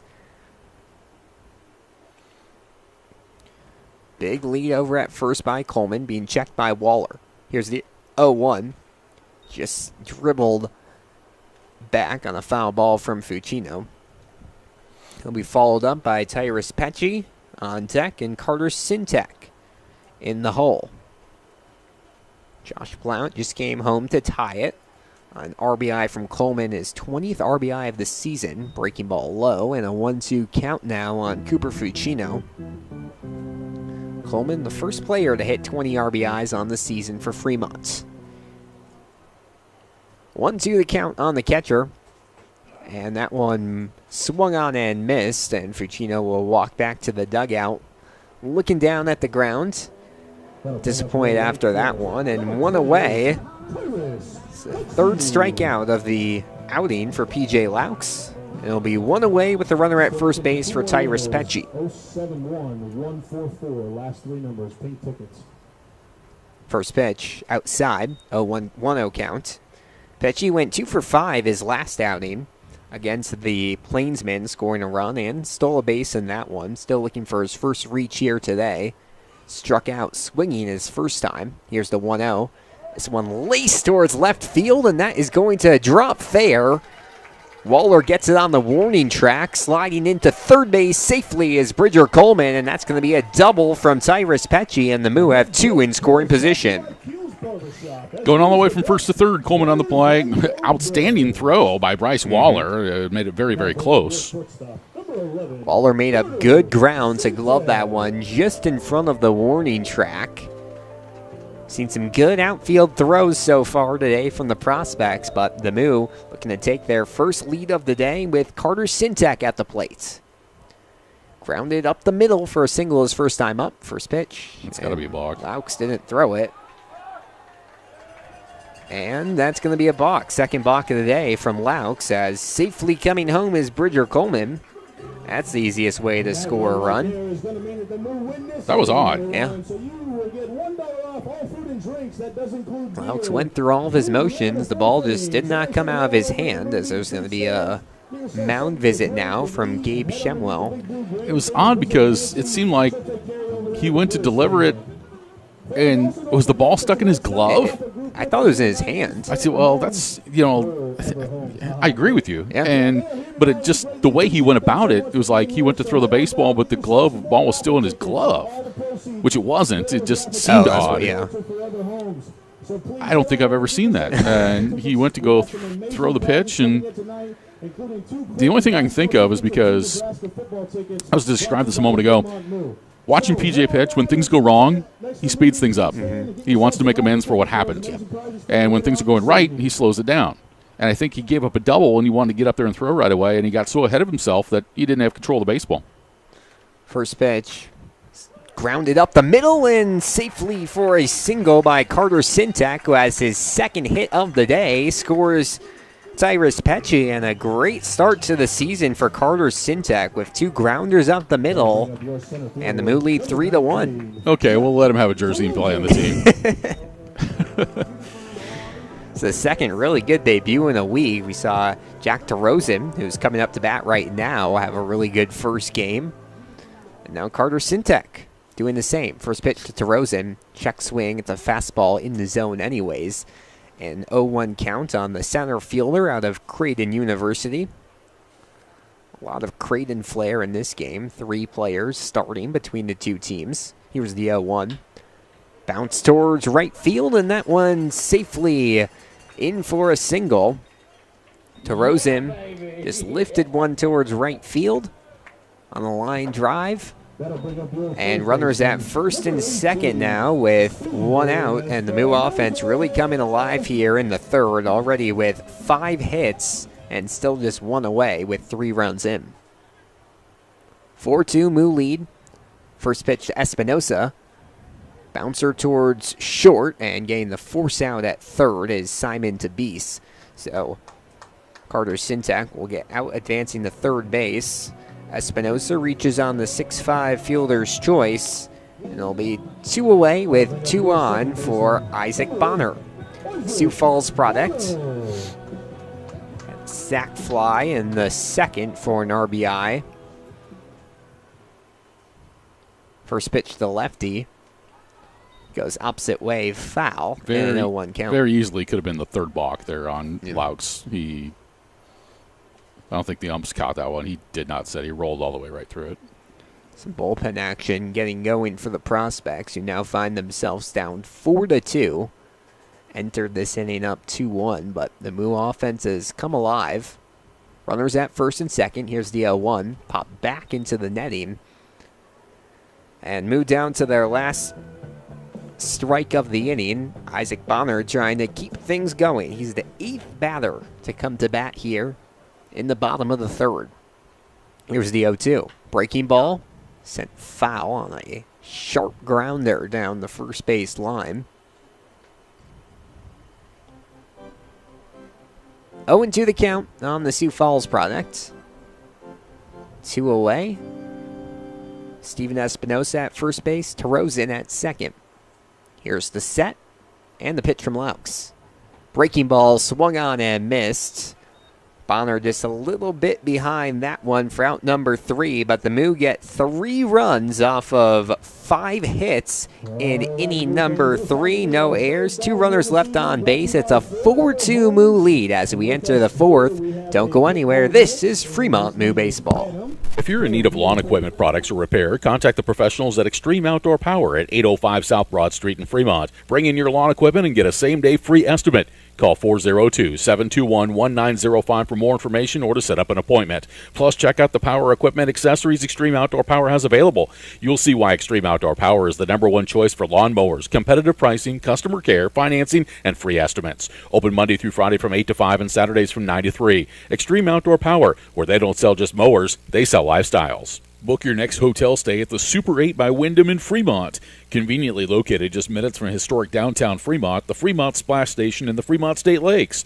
Our pet-friendly hotel offers affordable accommodations with easy access to all of our area's major attractions, including shopping, restaurants, and a multitude of outdoor activities the whole family can enjoy. Located at 1250 East 23rd Street. Book online now at wyndhamhotels.com/Super8. We move to the 4th here at historic Moeller Field, a third of the way through this one, and Fremont leads 4-2 over the Nebraska Prospects, as Prospects are going to send their 8, 9, and 1 hitters to the plate. Luke Beast, Tommy Simon, and Blake Stanger. We've seen 1 runner come across the plate in each of the last 2 innings for the Prospects, and they're going to try to keep that trend going here, as Luke Beast takes a couple more warm-up swings. And now he'll face off against Bobby Simmons, making his first start since June 6th, a no decision against Spearfish. First pitch from Simmons, bounced, and he tried to backhand that one. Instead, it's Bonner, throws high, and Brandenburg can't make the play. Luckily, it bounces off the fence, so it will just be a 1 base and a hit here for Luke Beast. A tough play for Bonner, as it was right up the middle, had to go far to his right. And Beast was hustling down the line. Mm-hmm. The difference is the Moo are getting hits with runners in scoring position. The Prospects are getting hits with nobody on. 4-2 Moo on top. Tommy Simon at the plate. First pitch skied high towards left field. Chasing in is the center fielder Terozin, who will make the grab as he lost his hat. And the quick first out here. And that's a confidence booster for Simmons after giving up that single. I want to remind you, a week from Monday is our final Make a Difference Monday here at historic Moeller Field when the Moo take on the Bison at 7:05. And there'll be a pregame kids clinic ahead of time from 5:30 to 6:30 for those ages 6 to 14. Make sure you sign up ahead of time. Want to see you come on out and learn a few things from the Moo, maybe teach the Moo a few things too, and have a good time with that. And then 10% of the proceeds, I beg your pardon, a portion, half of the ticket proceeds go to the Elkhorn Athletic Association. First pitch to Blake Stanger is a fastball inside, 0-1 the count. Stanger 0 for 2 today. Pop out to second and a ground out to short. Simmons looks in for the sign. Here's the pitch. Runner takes. Breaking ball swung on and missed. The throw down the second in time. And a nice tag applied there by Isaac Bonner to get Luke Beast. And Bridger Coleman has his 8th runner caught this year. And just like that, it's an 0-2 count with 2 outs and a chance for a very quick top of the 4th here. Good quick release there from Coleman. Pitch from Simmons. Another breaking ball, no swing here from Stanger. The catchers have just been so impressive here this season from the Moo. Cooper Fucino, Bridger Coleman, Grant Nodelman. All put together excellent campaigns. Here's the 1-2 offering. Slow roller towards third. Espinosa gobbles it, throws to first. Brandenburg was off the bag, but applies the tag, and a 5-3 putout ends a quick inning for the Moo. A leadoff single for Luke Beese. He was later caught stealing. No runs off of 1 hit, no errors, and no runners left on base here in the 4th. We move to inning number 5. It's the Moo 4. The Prospects 2 don't go anywhere. This is Fremont Moo Baseball. Star Lines is a family-owned and operated charter bus company that has been serving customers nationwide since 1995. With 12 hubs across the U.S. and a varied fleet including minibuses, motor coaches, sleeper buses, and double-decker motor coaches, we are able to accommodate any size group, large or small, to any destination, near or far. With almost 30 years in the travel and tourism industry, our reputation for superior safety, impeccable equipment, and unparalleled customer service makes us the right choice for your group transportation needs. Now hiring full and part-time drivers. Trust your heart to the team at Methodist for expert cardiac care that makes a life-changing difference. From specialized testing and imaging to comprehensive surgical options, including the most advanced procedures, we provide the personalized care that you expect from the Methodist name. Learn more about our heart and vascular care by visiting bestcare.org/heart. That's bestcare.org/heart. Methodist, the meaning of care. Bottom of inning number 4 here from historic Moeller Field. Fremont on top 4-2 thanks to a 3-run third inning. They'll try to follow that up with more here against P.J. Laux in the home half of the 4th. Dylan Brandenburg steps into the batter's box. First pitch from Laux. Breaking ball outside. 1-0 the count on Brandenburg. Skyline Community College product. Grounded out back to the pitcher his first time out. Up. Longer wait than usual from Laux. 1-0, misses outside, stumbles away from the catcher Peterson. And quickly 2-0 here on Brandenburg, showing some good patience at the plate. He's back at first base tonight. We haven't seen him play there since the first weekend of the season. Here's the 2-0. Popped high towards right foul territory, and it will escape away from the right fielder Trout for a foul ball. He's shown some athleticism over at first base, too. Yeah. He's had come off the bag a couple times made some plays, other times didn't have a chance, but, I mean, showed that awareness of knowing that you got to come off the bag as a first baseman to get to the baseball. Played this past spring mainly at first base with Skyline Community College, but he's trying to become more of a third baseman. It's where he's been past couple of weeks, but Espinosa will take on that role here tonight. Here's a 2-1. Misses low. Laux struggling a little bit here in the last inning or so. Gave up 5 hits and 3 runs in the 3rd. Moo lead 4-2. 6 hits for both squads. Pitch outside, and that will be a 5-pitch walk offered to Dylan Brandenburg. Leadoff man aboard for the 3rd straight inning now for Fremont. They'll bring Josh Blount to the plate. 1 for 2 with a single and a run here today as Peterson will make the walk out to the mound to have a word with Laux. Seems like things have just changed here with Laux in the last inning or so. Yeah, it just you don't see him walk batters hardly ever. I mean, he's walked 2, and I think he's been knocked off of his rhythm a little bit, and that's what I mentioned before. The pregame was for the Moo to kind of get him out of his rhythm, and he's not feeling comfortable.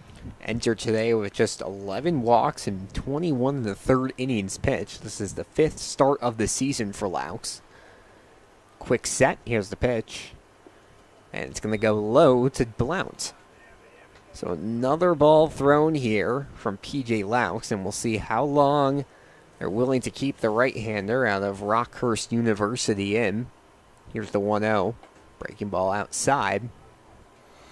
Blount, the king of taking walks. He has 17 of those this season to lead the Moo. Love to add another one here. Runner at first base. Here's the 2-0. Big swing to miss on a breaking ball from Blount. Blount started 41 games this past spring at Texas A&M Corpus Christi. He's a Wisconsin native. Here's the 2-1. Down the first base line and past the glove of Waller. Turning second base is Brandenburg. And he's safely into third. And a nice knock there by Josh Blount. Just grounded one down the line. And Waller can't put a glove on it. Good contact by Josh. Head right on top of the baseball. Pulls it to the right side. And I think that's going to be it, isn't it? It most likely will, yeah. Gabe Shemwell's going to make the call to the bullpen. So it'll be just 3 innings of work, and earlier today I had the chance to catch up with Parker Mooney for today's Moo mid-game interview. Alex Burstyn here of Parker Mooney for today's Moo mid-game interview. Parker, you just finished up another year at Augustana. Why'd you decide to come to Fremont for the summer? I'm close to home, so I can play in front of people I know and people that support me, and Fremont's got a good program, and they've had a lot of success, clearly, as looking back on winning it last year. So that might as well play with some good talent and get some good reps in the summer. And then some decent playing time at Augustana this past year. What was kind of your experience like your sophomore year? We had a really talented team at Augustana, and just even being able to hit for them and play a little bit of defense for them, and we got to go to the postseason ball, and it was a lot of fun, and I really got to get good experiences at Augustana. So. And then I know your freshman year, you guys made it all the way to the 2 World Series. What was it like kind of experiencing that success off the bat, and what was kind of that experience like? It was pretty surreal. I mean, I didn't really understand what was happening at the time, but going there and looking back on it now, it was an unbelievable experience for us. And even though we didn't do very well in the World Series, it was just fun being down there and playing with the best competition. We've seen you this season at first base, second base, DH. Is there a position you're most comfortable at, or where do you think you see yourself best? I like to tell people the batter's box, but whatever coach wants is where I play, and I think I'm serviceable. I'll make the plays that need to be made, and that's the best that I can do. So. And then speaking of that batting, we've seen you in the 4-hole, obviously a very important part in the lineup. Why do you think you fit well in that cleanup spot? I think I'm a good hitter. I think I got some pop that can show up at times when it's necessary. But I think hitting in the 4-hole, you got to drive people in. I think when certain situations come up, I can deliver and drive guys in. So. And then looking outside of baseball, just finished up your second year. What are you studying in college? What are kind of your career aspirations beyond baseball? Right now I'm studying biology, hoping to go to med school after college. So that's the plan, and it's a very rigorous academic life, but I enjoy it. So, what's the balance been like playing baseball and doing pre-med? Difficult. It's been difficult, but you figure it out as it goes, and just got to time manage and get it done. Parker Mooney, our mid-game interview. Thanks for your time, Parker. Nice interview with Parker Mooney. Pre-med in baseball. Oh, I cannot handle that. Charlie Mosser relieving. First pitch to Bridger Coleman's a fastball high and an 0-1 count now to Bridger Coleman. Mosser, a left-hander. 3.7 ERA this summer. Coming off injury last year. Runner at first base. Here's the 0-1. Coleman pokes this towards center field, and that will drop for a single. Coming home to score is Dylan Brandenburg from third, and the Moo lead 5-2 now. Yeah, Bridger made good contact on that 0-1 pitch, and Brandenburg went back just to make sure he wasn't caught. And the Moo are just making solid swings tonight. Saw Stanger fighting the sun there, but probably wouldn't have had a chance at that ball either way. Nice piece of hitting from Coleman, who adds another RBI to his total, second of the day, 21st on the year. First pitch inside to Cooper Fuccino. Josh Blount at second base, Coleman at first, and the Moo a 5-2 lead here. 8 hits through 3 innings for Fremont, plus the start of this fourth. Fucino fouls one down the right field line. Count evens up at 1 apiece on Fucino. 0 for 1 today with a strikeout and a walk. Fremont offense looking very comfortable here today. Fucino waves his bat. Here's the 1-1 outside. Fucino had a neon yellow bat, but sadly broke it in the last game. But it got a hit when he broke it. Yes, that's true. That's the key. This one's almost gold-like. Gold tan, yeah. Fucino has a flair for good-looking bats. Here's the 2-1. Fouled off towards the right-hand side again. Reminds me, with the Olympics coming up, reminds me years ago. Michael Johnson used to be a sprinter. Yep. And he set the 200-meter record, and he had gold spikes. So gold bats makes you look just as cool, doesn't it? Exactly. You need a gold microphone, Alex. Gold chain to wear when you're on your broadcasts. 2-2 count on Cooper Fucino. Runners take their leads at the bases. Inside. You know, when I started a podcast in 7th grade, the first mic I had actually was golden because I ordered it thinking it was going to be like a broadcaster mic. Yeah. It was a karaoke mic. Golden top. Mr. Microphone. Yep. You have to look that one up. 3-2s to count on Cooper Fucino. Fouled off to the right-hand side. Oh. Just make it look pretty, whatever it is in life. Exactly. Yeah, makes you feel good about yourself, whatever. Bridger Coleman's over at first base. Josh Blount at second. Cooper Fucino batting against Charlie Mosser. Runner checks. Here's the 3-2. Fucino fouls it off again. Tough sky again right now. And you just wait here in about half hour, 45 minutes when the sun actually sets. With no cloud cover, the outfielders are just going to be lost. That's where the infielders have to help out. Yep. Lights on here at Stork-Moeller Field. 8:12 local time. Here's the 3-2. Hits the inside part of the bat, popped towards the second baseman and into the glove of Swafford for out number 1. All right, gold bat's not working. Find another one. It'll be one away for Tyrus Pecci. Hit a nice double his last time up. Came around the score on a good piece of hitting towards left field. And try to make it 2 hits on the season. Excuse me, not on the season, on the day. Has 1 home run. Runners take their leads at first and second. 5-2 Moo on top. Bottom of the 4th here from historic Moeller Field. Mosser checks to runner at second. Checks again. Here's the pitch. Inside. If I were a football coach and I was the defensive coordinator and I wanted 3 starting linebackers, I'd want Pecci, Pitts, and Coleman because they all look like they should just take you out with one piece of contact. 1-0, swung on and missed. That's a good choices. They all pick baseball, though. Yeah. So there we are. Tyrus Pecci. Even in the count, 1-1. Mosser checks towards second. Here's the pitch. Fouled back. You ready for Pirates trivia next inning? I am ready. Are you? Yeah. Done decent in the NL Central so far. Yeah, it's kind of been your division. Yeah.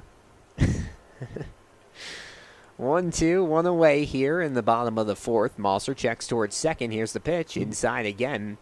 Peterson thought that one got under him, but will keep it in front near home plate. I'm sorry. I was surprised I didn't hit Pecci. Yeah. It's been a couple of inside pitches. He's backed away from them. Pecci awaits the 2-2. Moo on top, 5-2. Here's the pitch. Inside, once again almost hit him, but he just keeps on ducking his hips away. It'll be a full count.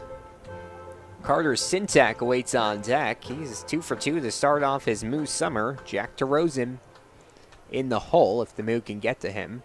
Base runners have stayed put at first and second base. Here's the 3-2.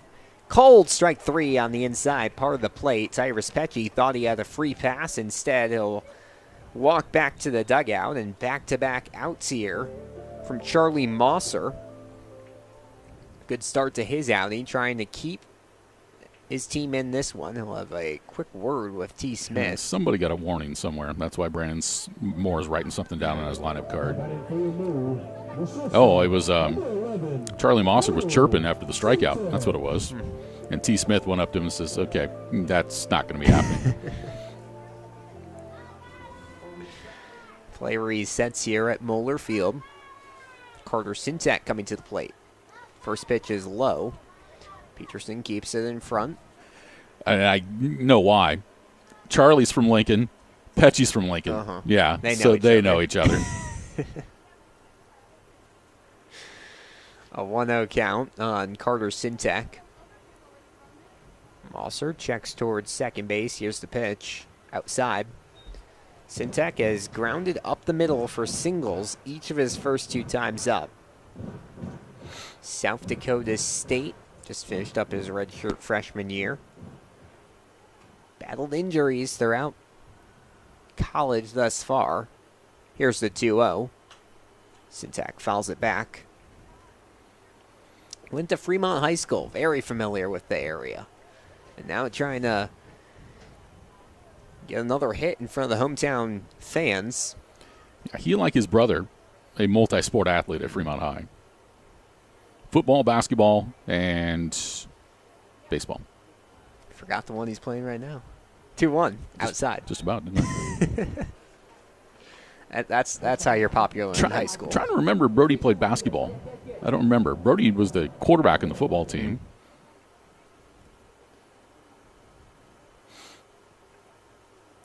A 3-1. Now on Sintek. Here's the pitch. Outside. And that will walk the bases loaded. So Josh Blount will move to third. Bridger Coleman to second. Carter Sintek has his third reach of the day. He's at first base. And he'll bring Jack DeRozan to the plate. The lefty with a good chance here to grab an RBI or two.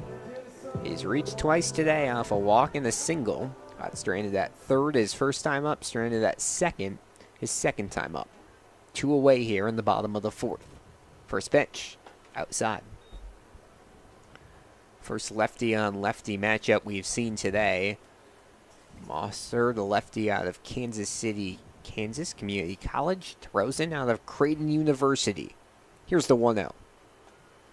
Fastball to the outside part of the plate. Do anything big over the last 3 days? Okay, good. Good, no. Alex. Rested. That's good. Here's the 1-1. Swung on and missed. DeRozan a little bit ahead of that one. And moved down to their last out of that last strike of the inning. Runners at every base. DeRozan trying to knock in an RBI or two. Mosser sets. Here's the 1-2 pitch.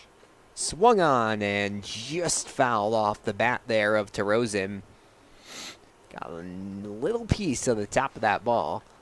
And it'll keep him going for at least another pitch.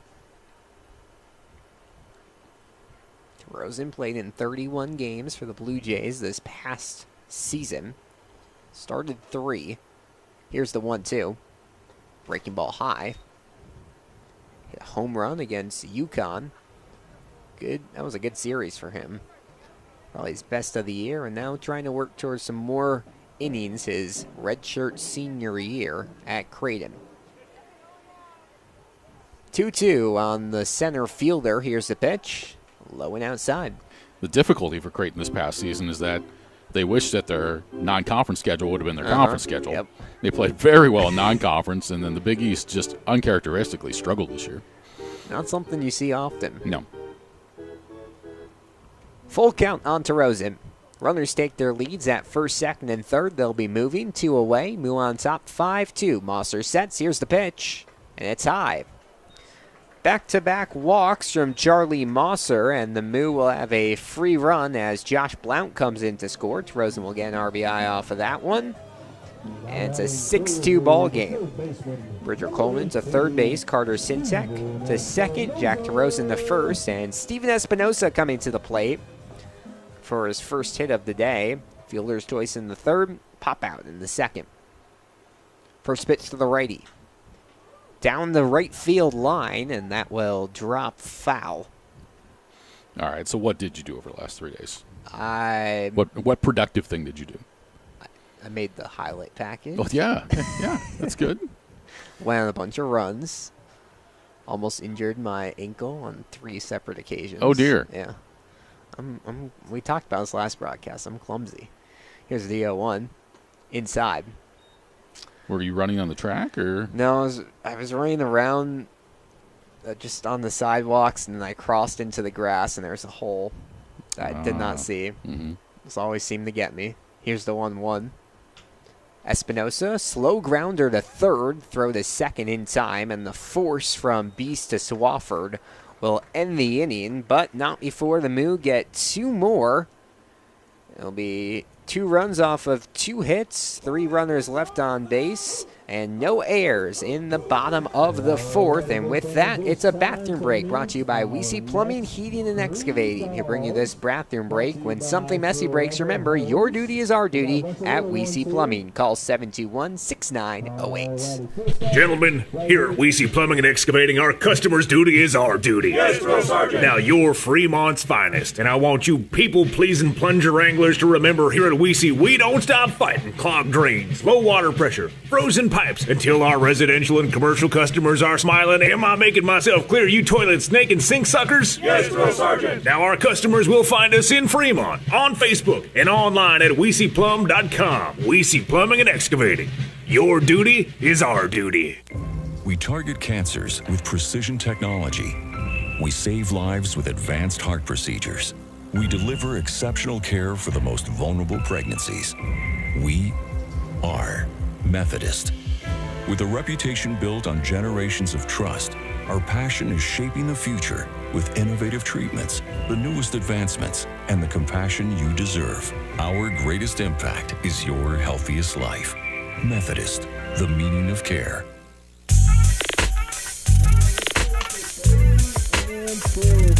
Moo offense in business. They lead 6-2 as we enter the 5th, and taking you through the inning, here's Rich Ray. Thanks, Alex. 6 runs, 8 hits, no errors for the Moo. 2 runs, 6 hits, and no errors for the Prospects. And the Prospects will have their 2, 3, and 4 batters coming to the plate. Easton Swafford, Elliot Peterson, and Nathan Vermoss. Moo Baseball is brought to you in part by Inspro, a Marsh McLennan agency, your partner in managing risk. Your future is limitless. Let Inspro take you there. Go to marshmma.com to learn more.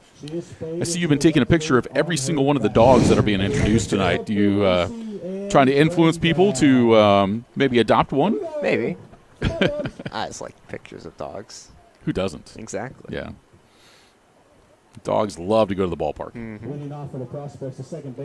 So as we go to the top of the 5th, Easton Swafford will lead things off here against Bobby Simmons. Simmons threw 4 innings, giving up 2 hits, scattered 6 runs. Or I beg your pardon, giving up 2 runs, scattered 6 hits. He struck out 1. Swafford 0 for 2. The first pitch swung on and hit in the air toward right. Hit well. This one's going to be back by the fence, and it will clear the fence for a home run. Easton Swafford, his first home run of the season, a solo shot to begin the top of the 5th inning. And the Prospects show a little life here. It's now 6-3. Yeah, the Prospects really needed that one after giving up 5 runs in the last couple of innings, and that one just lifted towards right field. Swafford jumps an early pitch in the count. And different-looking ball game now, just a 3-run deficit. A little bit of a breeze blowing that direction, not much, but Swafford did most of the work there as he dropped the head of the bat and made solid contact. So now it's 6-3. It brings Elliot Peterson to the plate, who's 0 for 2. He's flown out to center and also grounded out to second base. Simmons ready to deliver the first pitch to Peterson. Breaking ball, swung and a miss for strike 1.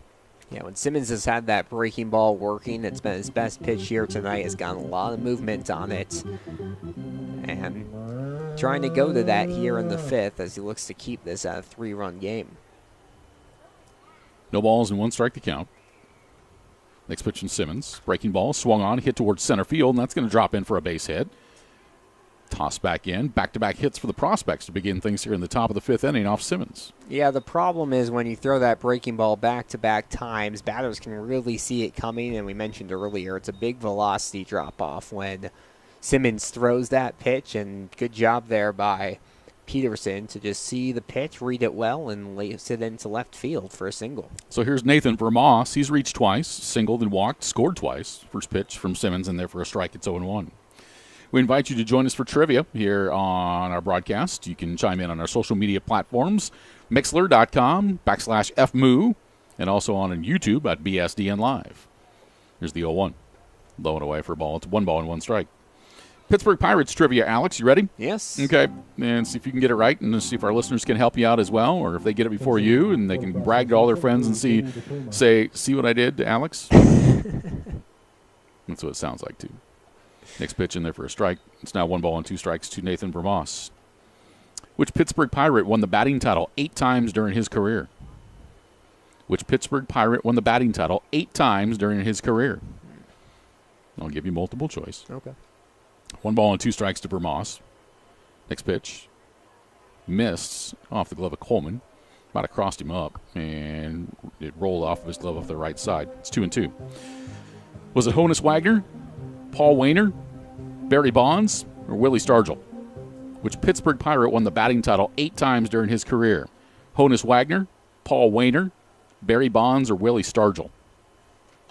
2-2. Swung on and fouled off. We'll do it again. 2 balls and 2 strikes. Pick your Pirate. It's 8 times with the Pirates. Which Pirate won the batting title 8 times during his career? Yes. Okay. As a Pittsburgh Pirate. Yes. Okay. Yes. 2-2 the count. Next pitch. Swung on and fouled off to our left. We'll do it again. Wagner, Wainer, Bonds, or Stargell? Those are your choices. Let's see who our Pirate fans are that might know the answer. 2-2 to Nathan Vermoss. 6-3, the Moo lead it. The Prospects get a solo home run from Easton Swafford to begin the inning. Runner at first, nobody out. Simmons is set. The 2-2. Slow breaking ball, swung and a miss for strike 3. Nice pitch. Yeah, really good pitch there from Simmons. Got some late movement and just had an ugly-looking swing there from Vermoss with that late movement. Good job there by Simmons, and gets a big first out. That'll bring left fielder Bryce Waller to the plate. He's 2 for 2. He's singled twice off of Simmons. So a runner at first with 1 away. Simmons is set, and the pitch. It hit him. Caught him on the left forearm. So another base runner here. So the Prospects have runners at first and second with 1 away. So it'll bring Jackson Trout now to the plate. Hits are even in the ballgame at 8 apiece, but the Moo lead at 6-3. We have a pinch hitter here? I think we do. This is going to be Levi Martin. And we're going to have a mound visit here from Ben Asher. So Martin will bat for Trout. Pinch hitting here in the 5th. See some activity down in the bullpen, do you? Yes, it looks like Parker Ott warming up right now for the Moo. Okay. To trivia, I'm thinking Barry Bonds won it maybe 8 times, but not with the Pirates. Okay. I don't know much about Honus Wagner, but I know he's very dominant in his time. So I'm kind of leaning towards him. Yeah, it's a tough one. Let's talk it out. Yeah. It's like on all the game shows. Talk it out. You'll figure it out. Yeah. So that's our trivia question tonight. You need to know which Pittsburgh Pirate won the batting title 8 times during his career. Honus Wagner, Paul Wainer, Barry Bonds, or Willie Stargell? Could be Stargell, too. Could be all 4. That's It could why be they're all 4. That's why they're all included in the question. I'm talking through it. I know you are. You just told me to. Levi Martin steps to the plate here after the meeting on the mound breaks up. So Simmons will get ready to work with 2 on and 1 away. Simmons looks on out to second. First pitch. Martin tried to check his swing, but he goes through the zone and misses. No balls and 1 strike. Honus Wagner played back in the early 1900s, like the first and second decade of the year. Here's the 0-1. Swung on a foul back. It's 0-2. And Wagner is actually the first Major League Baseball card. Yep, best that you knew, right? Yep. So if you have that one, just sell it and retire it right now and just go to Cabo. You're good. I went to Cooperstown this past year and I bought a mock version of it. Did you? I don't think that has the same value. No balls and 2 strikes. Simmons 3 looks out to second base. Now the pitch. Fastball called, strike 3 at the knees for out number 2. Dial up the velocity, Bobby Simmons, and get another strikeout. An excellent pitch there. Hasn't had a ton of strikeouts tonight, but 2 already this inning. And it would be really good for Simmons if he can get out of this inning with just 1 run given up. Might give him a chance at getting another inning of work, too, and keep this at a 3-run ball game. Here's Bodie Waller, who was 0 for 2 with a run batted in. The first pitch from Simmons, down low for a ball, 1-0. 1 ball and no strikes. So you got Wagner, who's got the most valuable baseball card ever. You got Barry Bonds, who's arguably one of the best baseball players ever. Willie Stargell, who is Mr. Pirate. And Paul Wainer, who is really solid in his time. 4 tough choices, eh? Yeah. Or I, said the Pirate. See, here's the 1-0. Swung on and popped up left side out of play. I promise I won't do that again. That was a good one. Maybe. 1 ball and 1 strike to count here on Bodie Waller. I'll give you kudos for that one. I try. More times than not, when my kids were your age and younger, they're just shaking their head. Now they're like, I'm glad I'm grown and out of the house. Here's the 1-1. Slap foul left side, and it's now 1 ball and 2 strikes. 1-2 on Bodie Waller. Luke Bees would be next. Brandon Moore is out of baseballs. Where is Alex Oliver when you need him? He's usually the one bringing baseballs. It'll be Ben Asher who will have to do so. Where is Alex? He's down there. Is he? I think he's sitting. Yeah, isn't he right next to him? I thought that was Reese Cordham. It is Alex. No, it is Alex. Yeah. Mixing up your mustaches. Yes, I am. Alex he's got the old Raleigh Fingers handlebar mustache. Reese's is just plain. Yeah. I don't know what a mustache is like. I don't grow one. 1 ball and 2 strikes. Simmons ready. Here comes. Breaking ball. Bounced on the right side. Bonner's got it over first, and that will retire the side. So Bobby Simmons works around the leadoff home run by Easton Swafford and strains 2 base runners in the process. For the prospects in the top of the 5th, 1 run. There were 2 hits, no errors, and 2 runners left. Midway through tonight's contest, it's the Moo 6 and the Prospects 3. More in a moment. This is Fremont Moo Baseball. Find your purpose with work that matters. Methodist is hiring for clinical and non-clinical positions throughout our health system. Join a team that's making a difference and take advantage of a range of benefits like medical, vision and dental, flexible scheduling, and tuition assistance. To find all of our opportunities and apply online, go to bestcare.org/jobs. That's bestcare.org/jobs. Methodist, the meaning of care. Fremont's place to be is The Door in downtown Fremont. Open Monday through Saturday from 10 to 1 a.m. and Sundays from 11 to 1 a.m. The Door has great food, drinks, and an outdoor patio that is second to none. The grill is always on at The Door, and all items are available for takeout. Call 402-727-8911 to place your order.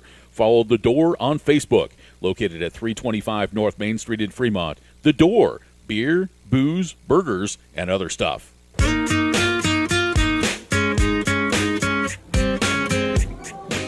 Back at historic Moeller Field, we go to the bottom of the 5th. It's a 6-3 Fremont Moo lead. Alongside Alex Burstein, I'm Rich Ray. As Brendan Moore is letting us know that we've got a new first baseman, I believe. We'll figure out who that is out here in just a moment. It was it's going to be Waller. number 29. Or is that 28? Jacob, it might be Jacob Perrin.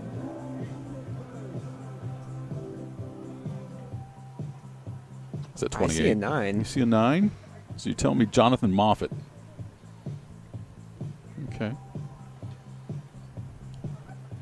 6-3 Moo with the lead. Let's go to the bottom of the 5th. Yeah, yep, you're his right. backup position in high school was first base, usually a pitcher, but... When in doubt, trust Alex. Right? Yeah. So that's the change. Jonathan Moffitt playing first base. Should be Martin out in right field, too, after he pinch hit last inning. Yep, you're correct. Okay. Here is Isaac Bonner to lead things off against Charlie Mosser in the bottom of the 5th. First pitch. Over his head to the backstop on the fly. Hello. Good morning, good afternoon, and good night. That'll wake you up a little bit. 1 ball and no strikes now to Isaac Bonner. Comes the wind and the 1-0 on the way. Breaking ball swung on and popped in the air, foul to the left side, and out of play. The count evens. It's now 1-1 to Isaac Bonner. Do you have fans coming up asking for your autograph there, Alex? What's going on? They were asking for the lottery, the the lottery winning tickets? Wednesday number. Okay. Thought you're, again, signing autographs, shaking hands, kissing babies. 1-1 pitch, swung on a miss. It's now 1-2. 6-3 Moo with the lead. Both teams got a run in the second. Prospects got a run in the third. Moo's big inning, bottom of the third when they scored 3 and added 2 more in the fourth. Prospects got a run back in the 5th. The 1-2. Bonner swings, hits it sharply out to second base off 1 hop. Up with it is Easton Swafford over to first, and it's in time to get Bonner for the first out of the inning. Yeah, nice job there by Swafford. Getting a quick glove on it, and easy throw to first. It's been a good night for both of the second basemen, and that time Swafford wins the battle over Isaac Bonner. All right. Jonathan, we got any confident answers yet? No, nothing confident-wise. I'm leaning towards Wagner. On the trivia, which I'll ask here in just a second, as Dylan Brandenburg steps in. First pitch from Mosser. Brandenburg takes it down and in for a ball, 1 ball and no strikes. So again, our trivia question tonight is on the Pittsburgh Pirates. Need to know which Pirate won the batting title 8 times during his career. Honus Wagner, Paul Wainer, Barry Bonds, or Willie Stargell. 1-0 pitch, high and away for a ball. It's now 2-0. You're leaning which way? Honus Wagner. You're leaning Honus? Mm-hmm. Okay. A lot of accolades for him. Yeah. Barry Bonds, just tremendous career, even with the steroids or not. Here's the 2-0. Did it catch him? Heard something. Yeah, I think it hit his foot. So Brandenburg will wear that one. And he will make his way down to first base with the 1 away. So a base runner for the Moo here in the bottom of the 5th. That'll bring top of the order to the plate. Left fielder Josh Blount. Willie Stargell, of course, played during the We Are Family era. You familiar with that? Mm-hmm. That's when the Pirates were in the World Series in '79. And that era is, they called them We Are Family. There was it's a song. You have to look it up. Okay. Yeah. Those were the caps. You want to talk about baseball caps in that era? Here's a throwback to first. Brandenburg was leaning the wrong way. Then the throw gets away, and Brandenburg's on his way down to second base, and that'll be our first error of the ball game. Brandenburg looked like he was going to get picked off, and then got lucky with Mosser's throw going wild. So Brandenburg's down at second base with nobody out. Yeah, throw just a little too far outside for the first baseman Moffitt. Bounced off the right field fencing.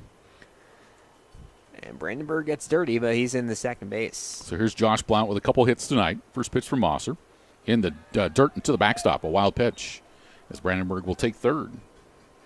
And now it's got a sense of it starting to fall apart here for the prospects here early in the bottom of the 5th. Yeah, Brandenburg with a hit by pitch and air and a wild pitch. Hasn't had to do much work himself, but finds himself 90 feet away from scoring his second run of the day.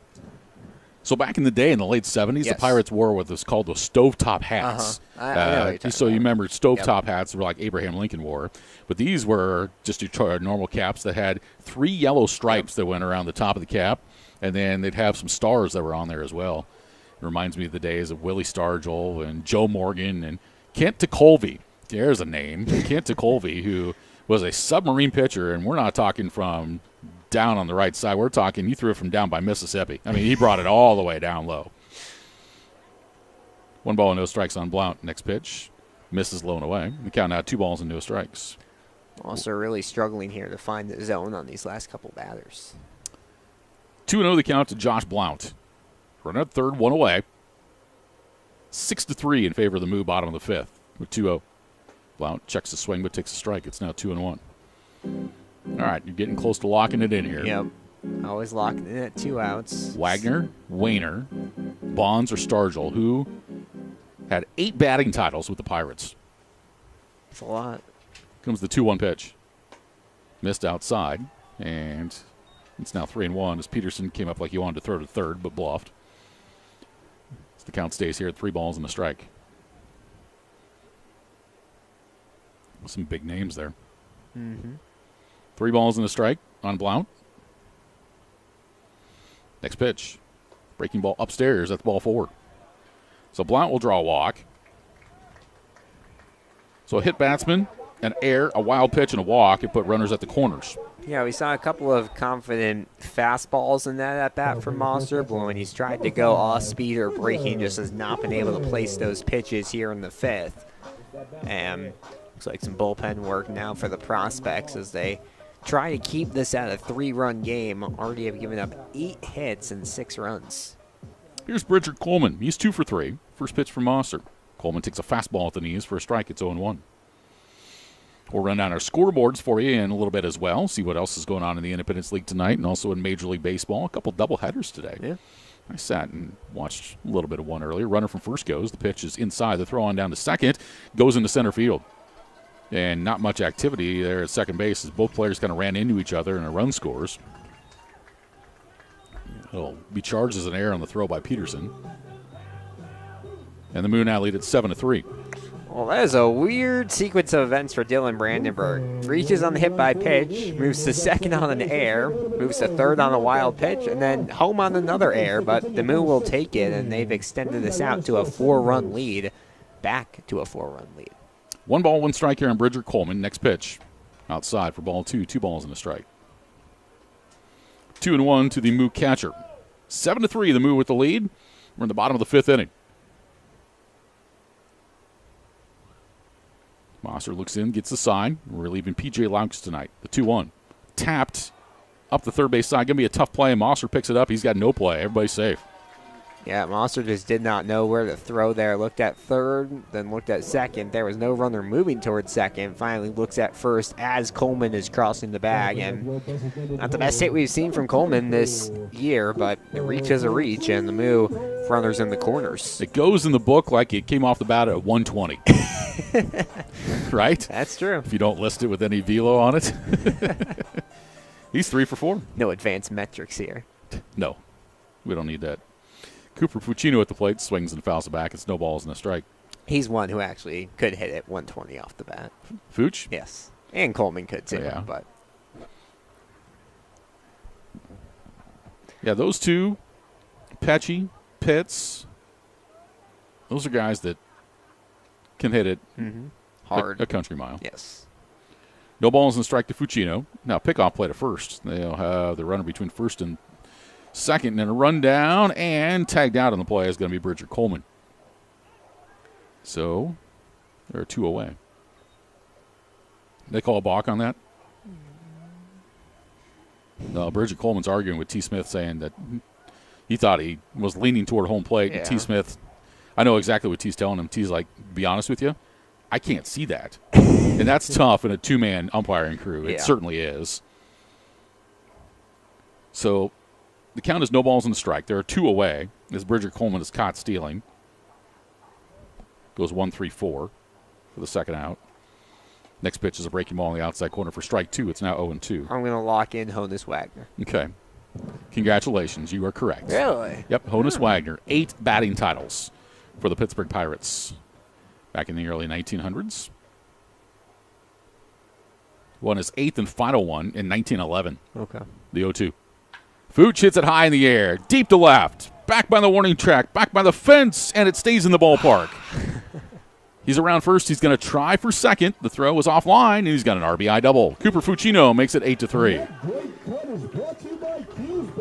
How about that for Cooper Fucino? Almost a 3rd straight game with a home run. Misses it by a little bit, but he now has an extra base hit in 5 straight games. And when he sees a pitch towards the outside part of the plate, he just wants to send it towards left field.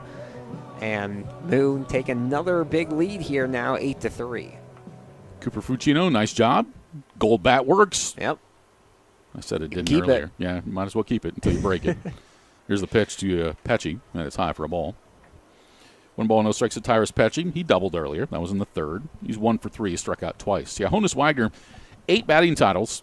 Last one was in 1911. That was a National League record that remained. Here's the pitch swung on a foul back. It was never broken, but it was tied in 1997 by the San Diego Padres' Tony Gwynn. Wagner also led the league in slugging 6 times, and he stole bases, and he led the league in stolen bases 5 times. I'm surprised they kept track of slugging in the early 1900s. Yeah. I think maybe they went back. Yeah. Here's the 0-1 or 1-1. Swung on, he hit toward right field, and it's going to drop in for a base hit. Around third base is Fucino. He's going to try to score. Here comes the throw up the line. He is out by a country mile. And that'll end the inning. Yep. It's good efforts. And that does it in the inning. Pecci singled, and Fucino is out. 9-2 for out number 3.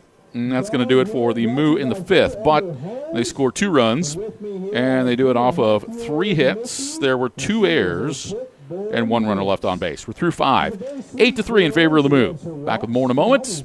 This is Fremont Moo Baseball. The Nebraska Lottery today for your chance to win. Play Trucks and Bucks for your chance to win one of 7 remaining Ford F-150s. Top prize odds are 1 in 336,000. The Nebraska Lottery has provided funding, fortune, and fun to the Cornhusker State for 30 years. The Nebraska Lottery has also given back $978 million to Nebraska through education, wildlife habitats, and the Nebraska State Fair. Stop by a local retailer and pick up a ticket for one of your favorite games today. The Nebraska Lottery. Must be 19. Please play responsibly. Welcome to Fremont and Dodge County, where we invite you to play, shop, stay, and eat. Dodge County is where your next outdoor adventure is at your fingertips. Did you know that downtown Fremont is also known as the antique capital of Nebraska? Fremont and Dodge County also has many fine hotels, campgrounds, and RV parks to suit any needs. We invite you to come and see why downtown Fremont has been named the most charming downtown in Nebraska by USA Today.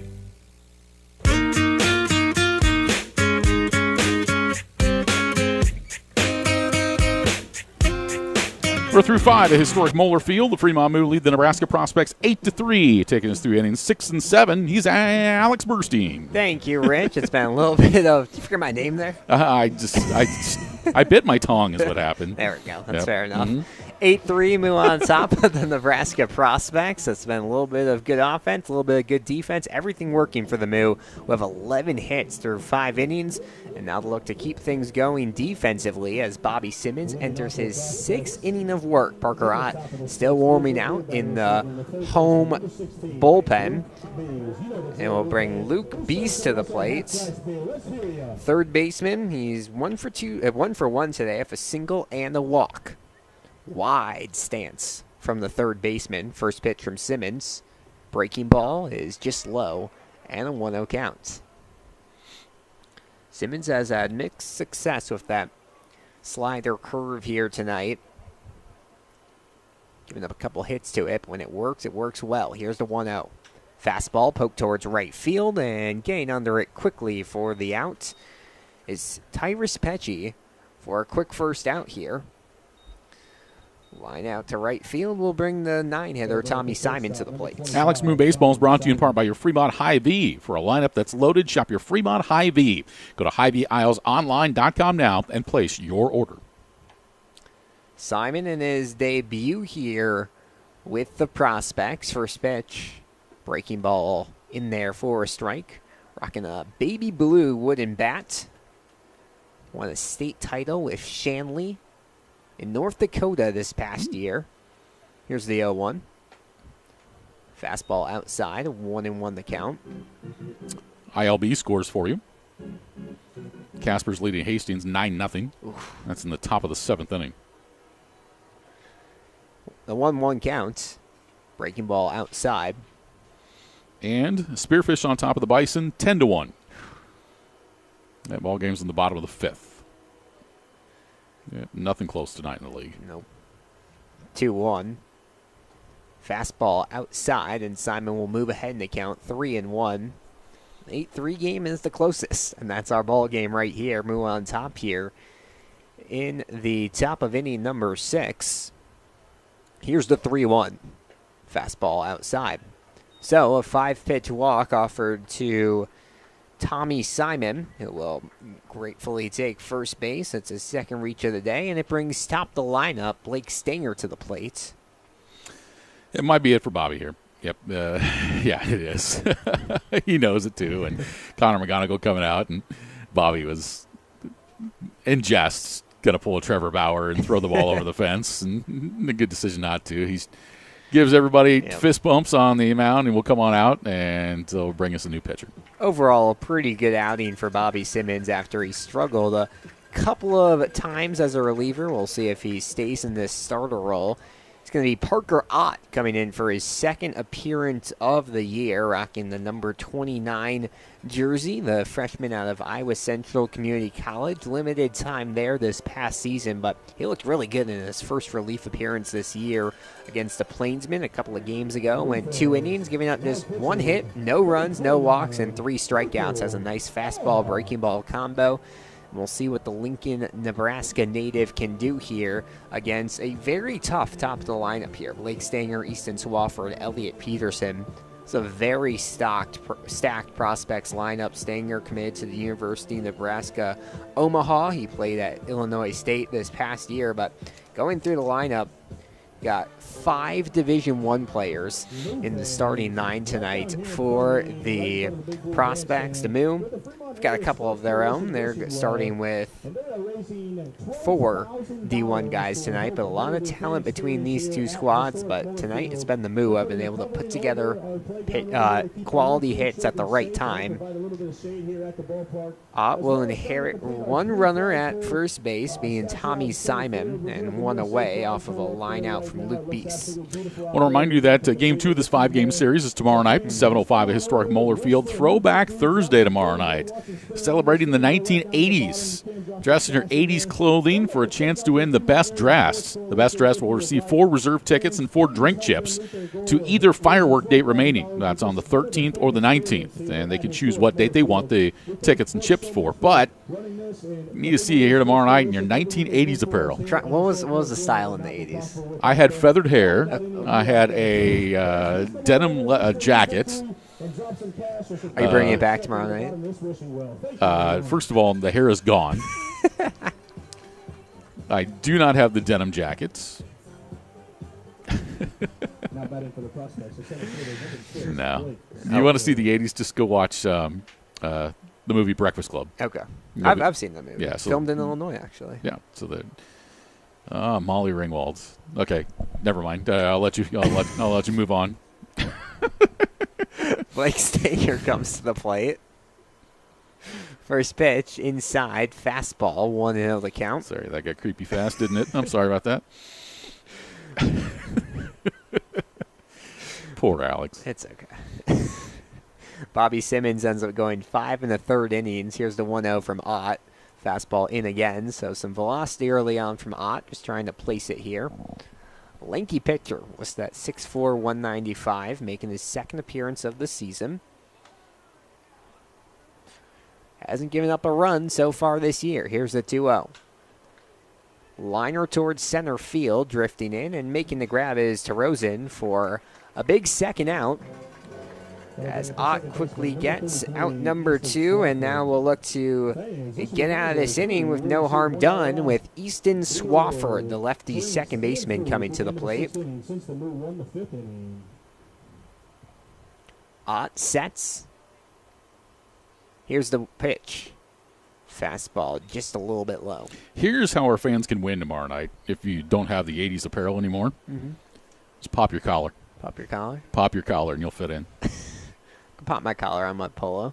Here's the 1-0. Hammered towards left field. Drifting back is Blount, and he will make the grab on the warning track. A nice play there by Josh Blount to get out of the inning. A 1-out walk to Tommy Simon, but Parker Ott comes in and gets 2 quick outs. No runs, no hits, no errors, and 1 runner left on base. In the top of the 6th, it's an 8-3 Moo lead. Don't go anywhere. This is Fremont Moo Baseball. Kills Barbershop is the Sports Center barbershop in Fremont. Be sure you look your best and get into Kills Barbershop, where you'll receive quality haircuts in a friendly atmosphere. Get a fresh cut, have them hot leather and shave your neck. If you're looking for that special feel of a true barbershop, Kills is the place for you. They're open Tuesday through Friday, 8:30 to 5:30, and Saturday, 7:30 to 3. Kills Barbershop, 6th and Broad in downtown Fremont. They'll make you look your best. You can't help but notice the Made in America trend lately, and now that trend has reached the Fremont eyewear market with American-made luxury glasses from State Optical. I'm Dr. Steve Alcorn at Bloom Optical in Fremont. State Optical designs are different, not only because they're made in Chicago, but they're genuinely authentic, handcrafted designs with individual style. Come in and browse, see how they look on you. At Bloom Optical, where we care about your eye care, your eyewear, and most importantly, we care about you. Charlie Mosser enters another inning of work, his second full one here in the bottom of the 6th. Moo leading the Prospects 8-3, 11 hits for Fremont, who have scored in 4 straight innings, 1 in the 2nd, 3 in the 3rd, and 2 apiece in the 4th and 5th innings. The final stat line for Bobby Simmons on this Wednesday evening, he goes 5 in the 3rd inning, 7 hits given up, 3 runs, all of which were earned, 3 walks, and 3 strikeouts. A whole bunch of threes on the night for Bobby Simmons. He threw 85 pitches and faced 27 batters before handing it off to Parker Ott, who looked good in the top half of this inning. Now it'll be up to the Moo offense here in the bottom of the 6th as they try to get some more insurance. It'll be the 5, 6, and 7 hitters. Carter Sintak coming to the plate. Righty out of South Dakota State. First pitch. Fastball low. 1-0 the count on Sintak. He's had a good day so far. 2 for 2 with 2 singles and a walk and a run.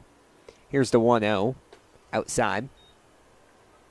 It's a big confidence boost to start off your season after a couple months of injury and be right back in it. And he was itching to play, too. He was saying, I'm ready. Let's go. And everybody was worried that he might be pushing his rehab a little bit too early, but so far so good. 2-0 the count on Sintak. Here's the pitch. Fastball on the outside, part of the zone for a strike. The coaches said, I think it was within the hour that he got cleared, that he called saying, I'm ready. Yeah, Carter's been like that since he could walk. 2-1 count on the shortstop. Here's the pitch. Swung on and missed on a fastball. I remember telling a story when I told you that I had an opportunity. My kids and Brody and Carter are near the same age, and Brock and Brody played on this YMCA coach pitch team. Here's the 2-2 inside. And Carter, I think, was too young to play. Okay. And he wanted to play, and but while we'd have practice or games, he'd be off to the side with a baseball, like 5 years old, and be throwing the ball as high as he can in the air and catching it, and playing catch with himself. I mean, he's always been that way. 3-2 pitch. One bounce towards the second baseman, Swafford, who will throw for the first in time. 4-3 put out on the one bouncer to second base. And that will bring Jack DeRozan to the plate. That's called a love of the game. That's exactly right. Moo Baseball is brought to you in part by La Hacienda Mexican Restaurant. La Hacienda serves up Fremont's favorite authentic Mexican cuisine. They're located at 3140 East Elk Lane. The lefty DeRozan, he's reached 3 times today. A pair of walks and a single. First pitch to DeRozan outside, wearing his Creighton blue cleats. A lot of blue on the field here tonight. Prospects in their all blue jerseys with specks across the chest. Here's the 1-0.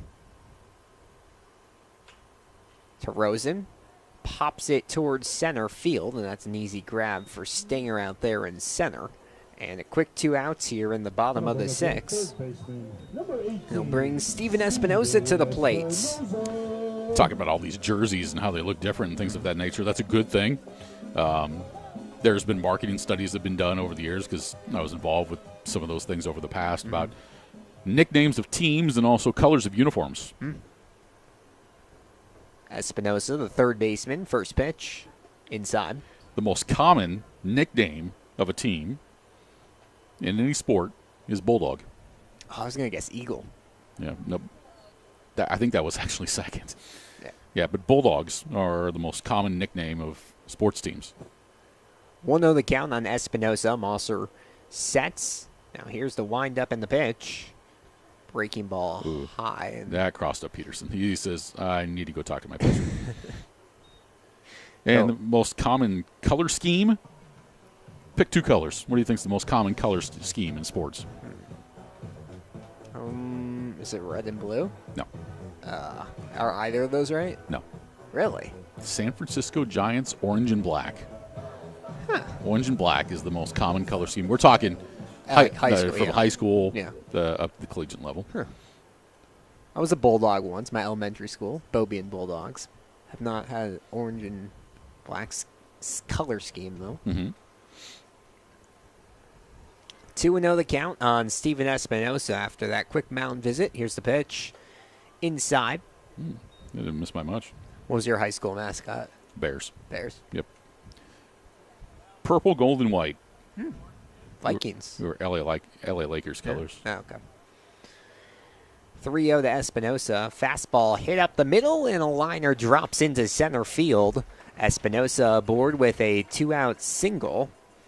And he has his first hit of the night here in inning number 6. Showed some confidence on 3-0. I'm going to go ahead and swing it at one that was over the heart of the plate, a little bit up, and got enough of it to muscle it in the center field. Not a lot of players will swing at that 3-0 pitch. Not a lot of coaches will let you swing at that 3-0 pitch, but Espinosa does it.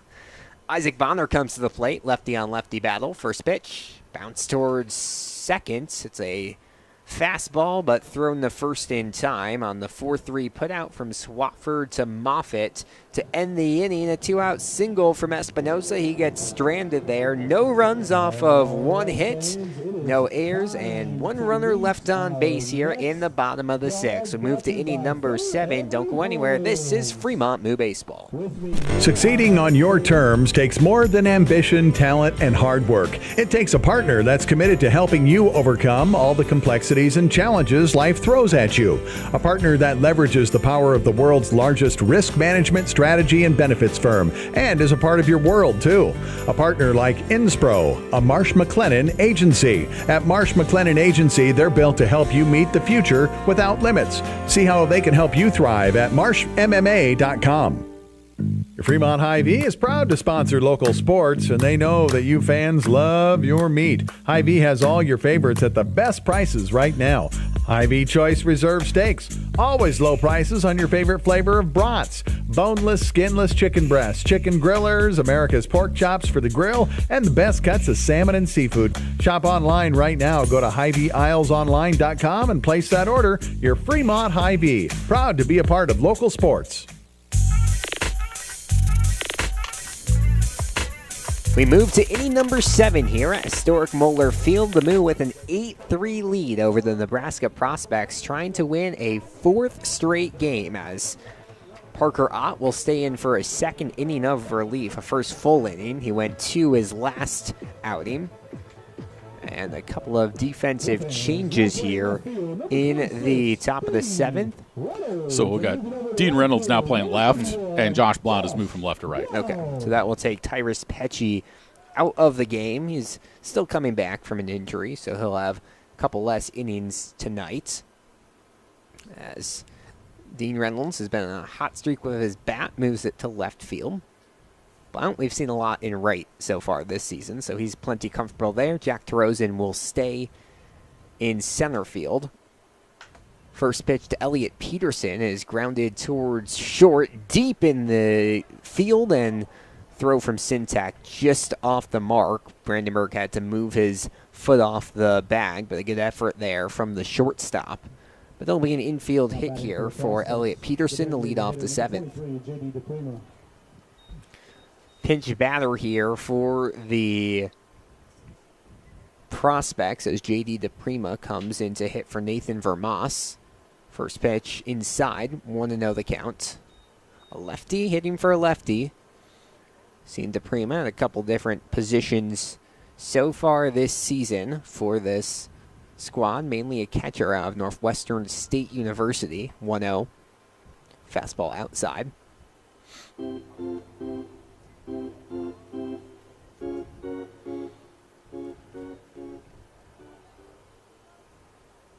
It takes over for Nathan Vermas. Pitch is hammered towards left field. This one's deep, and it's going to go off the fence. Reynolds struggles to pick it up. He's going to throw it in, and that's going to be a stand-up double for J.D. DePrima in his first at-bat of the night. And just like that, the Prospects have runners at second and third with no outs, and Parker Ott facing off against his first adversity here of the season. And he'll do it against Bryce Waller. Plenty of offense in this one here tonight, Alex. Both teams in double digits in hits now. Yep, 22 combined hits. 12 hits, 8 runs for Fremont. 10 hits, 3 runs for Prospects. But they're trying to change that here. First pitch to Waller. Breaking ball outside. Waller wearing red sleeves, red batting gloves, red cleats. A lot of red. He's very patriotic tonight. Red, white, and blue. Here's the 1-0. Fastball low. And Coleman will find it behind home plate, and coming in safely to score is Elliot Peterson. So the pass ball will give another run here to the Prospects, who are back within 4. J.D. DePrima also came from second to third, and now Bryce Waller comes back to the plate. 2-0 count. Breaking ball, beautiful pitch there, in there for a strike. Moo on top, 8-4. Top the 7th here from historic Moeller Field. Lights are really starting to take effect here. Fremont's home field, 2-1.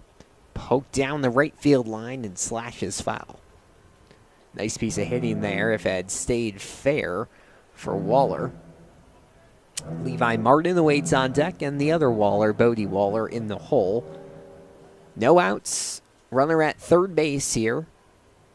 2-2. Bounce towards second base. Should be an easy play for Bonner. He scoops and throws, but coming home to score is J.D. DePrima. And 2 runs here in the Prospects. They only trail by 3 now, trying to have some late offensive magic. Still 3 innings to play here. They're showing they're not done yet. The right fielder, number 3, Levi Martin. As Levi Martin comes to the plate. Donning the number 3 jersey. First pitch outside. Martin out of Arkansas Tech University, a Kansas native. Played this past season at Kansas City, Kansas Community College, and now will be moving to Arkansas Tech. 1-0. Inside.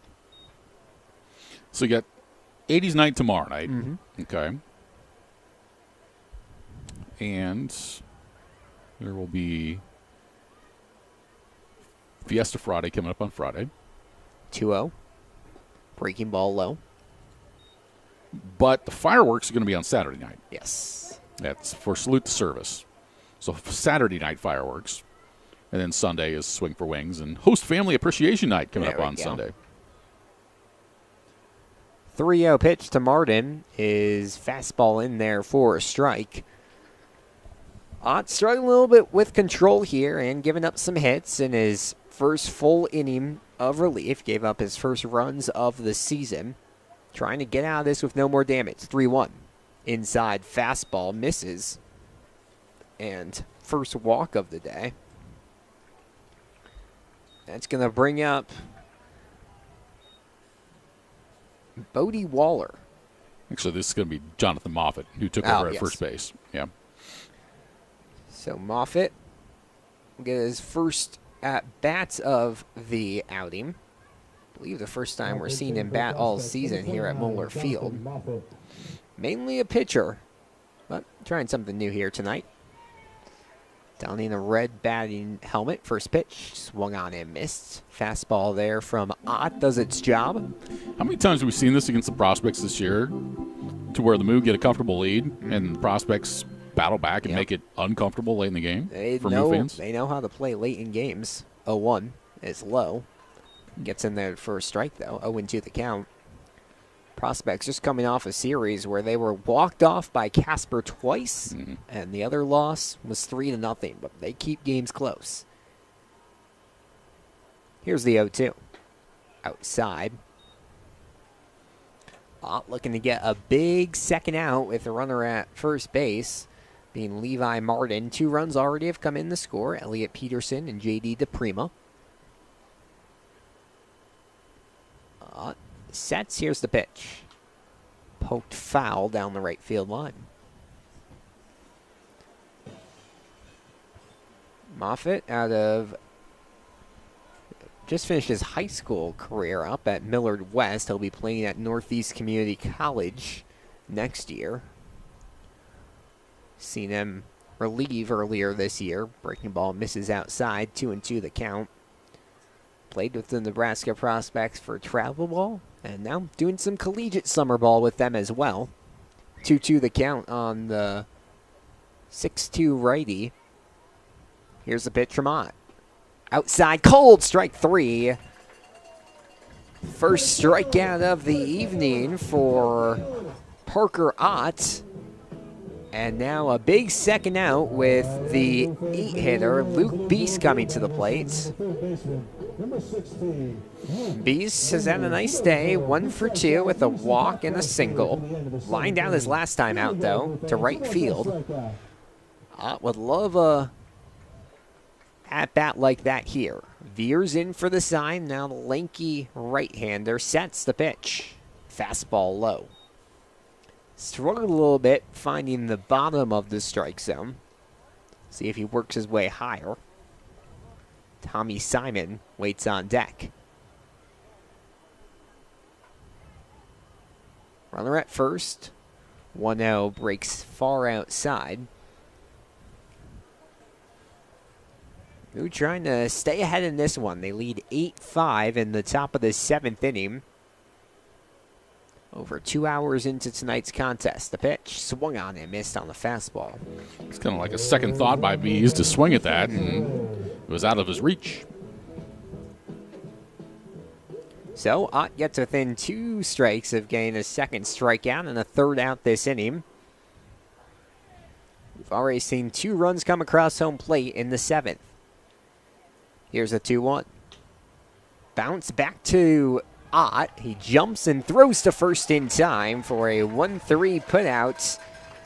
1 runner stranded in the 7th, but not before 2 runs come across home plate. 2 runs off of 3 hits in the top of the 7th. No errors and 1 runner left on base. It's an 8-5 Moo lead as we move to the home half of the 7th.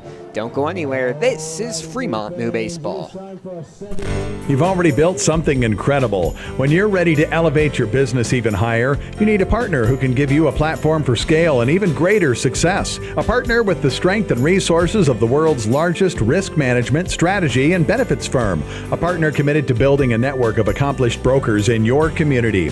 A partner like Inspro, a Marsh McLennan agency. See how they can help your business go further at marshmma.com. Fremont Hy-Vee is proud to sponsor local sports, and they know that you fans love your meat. Hy-Vee has all your favorites at the best prices right now. Hy-Vee Choice Reserve Steaks. Always low prices on your favorite flavor of brats. Boneless, skinless chicken breasts, chicken grillers, America's pork chops for the grill, and the best cuts of salmon and seafood. Shop online right now. Go to HyVeeIslesOnline.com and place that order. Your Fremont Hy-Vee. Proud to be a part of local sports.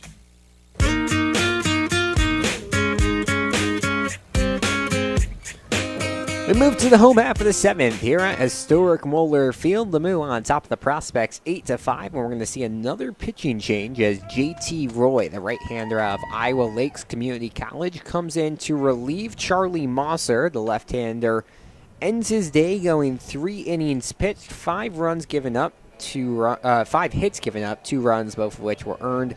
3 walks and 1 strikeout on 66 pitches. Exactly half of those were strikes. He hit 1 batter, and now we'll see what Roy can do against the 9-1-2 hitters for this Moo squad. Roy, we've seen play earlier this season against the Moo.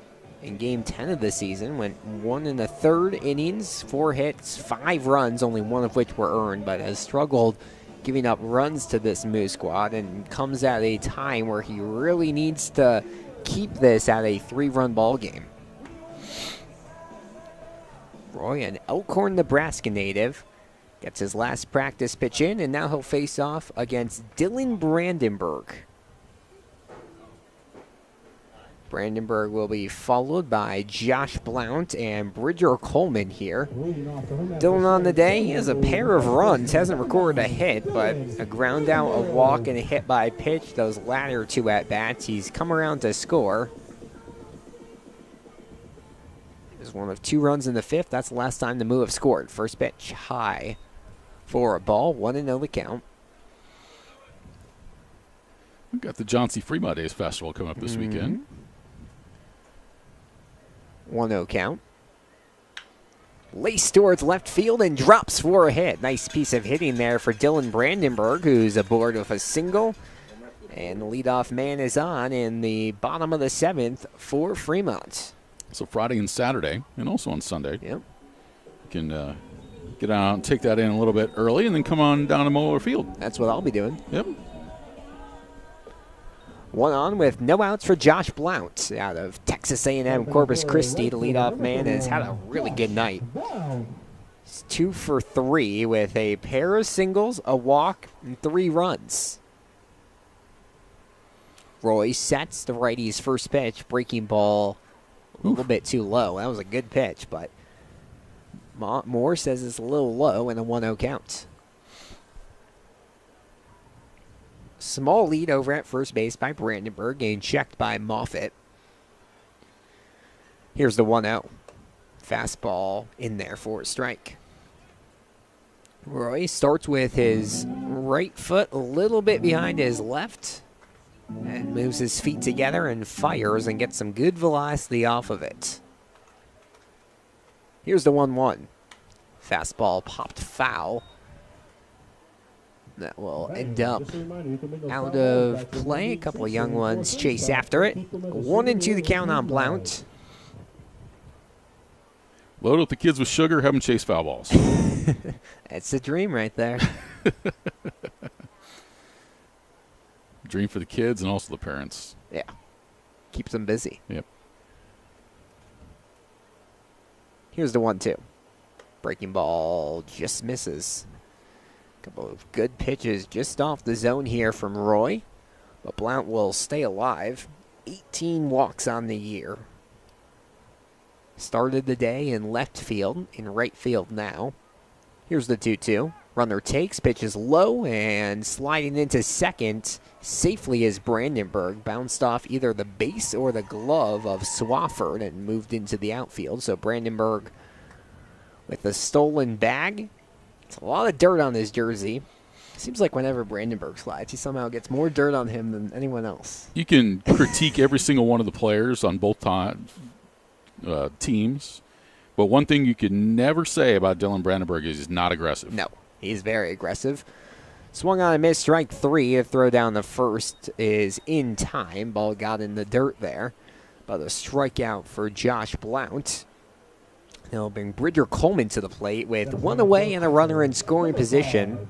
You know, usually a 3-run lead late in games is comfortable, but with this prospects team, you'd love to see a couple more for Fremont to really kind of open this one up. 13 hits on the night for Fremont. That's the most they've had in a while. Bridger Coleman in the righty's batter's box. First pitch outside, chases away from the glove of Peterson, and Brandenburg down the third base. So a wild base advances Dylan Brandenburg. He's looking for his 3rd run of the night. Josh Blount has 3 runs, and now Brandenburg looking to follow up with the same. 1-0 the count on the catcher. Just finished up his 2nd year at Allen Hancock Community College. Here's the 1-0. Poked foul into the netting. Coleman at his 3rd home run of this season. This past series against the Plainsmen, been one of the better power hitters. Leads the team in RBIs. Well, that's got to be a balk. Yeah, Yep. that's a balk. Yep, because he racked back like he was going to wind up, and then he came back together like he was going to stretch. And it took a while for the umpires to realize it, but, yep, it's a balk. And so scoring on the play will be Brandenburg. So the Moo now take a 9-5 lead. Looked like Roy on the mound there was just struggling a little bit with balance.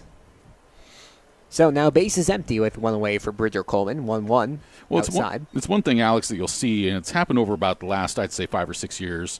They've allowed pitchers to use what's called this hybrid windup. It's not directly back, and it's not a stretch. It's somewhere in between. Here's the 2-1 inside. And in college baseball, you actually have to, if you're a hybrid pitcher, you have to announce to the umpire, I'm either winding up or stretching, one of the two. Yeah. And I think J.T. Roy does that, but lost track that he had a runner on base. Here's a 3-1. It's going to be in there for a strike. Coleman thought he had a free base, but will instead head back to the batter's box. So when you watch him, he's got that left foot closer to first base. Mm-hmm.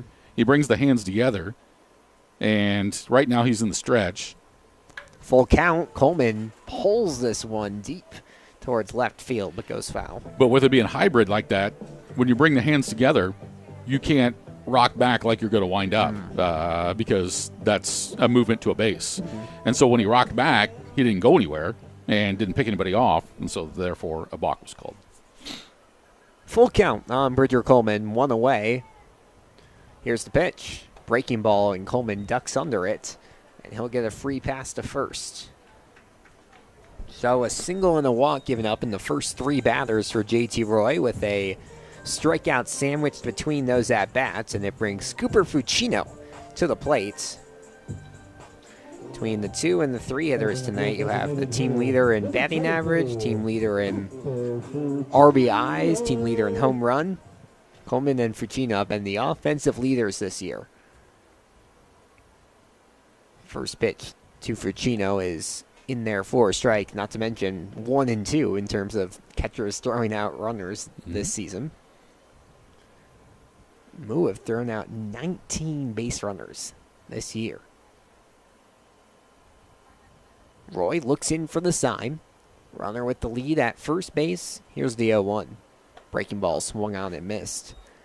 Goes back to the example I used earlier about being a football coach. Similar situation. The football coach wants not only a good starting quarterback, he wants 2. A good baseball coach not only wants a good catcher, he wants 2. Yep. Or 3. 0-2. In there for a called strike 3 on a nice breaking ball from J.T. Roy. And it'll be 2 away for Tyrus Pesci with Bridger Coleman at third base. And apologies, that's going to be Dean Reynolds, who came in left field. So Reynolds will get his first at-bat of the day. Seen a little bit of an offensive renaissance. Struggled mightily through the first month or so of this season on offense. First pitch low. Chases away from Peterson, but does a good job to scoop it up and keep Coleman at first base. Offensive renaissance. Look at you with the big Scrabble word in the 7th inning.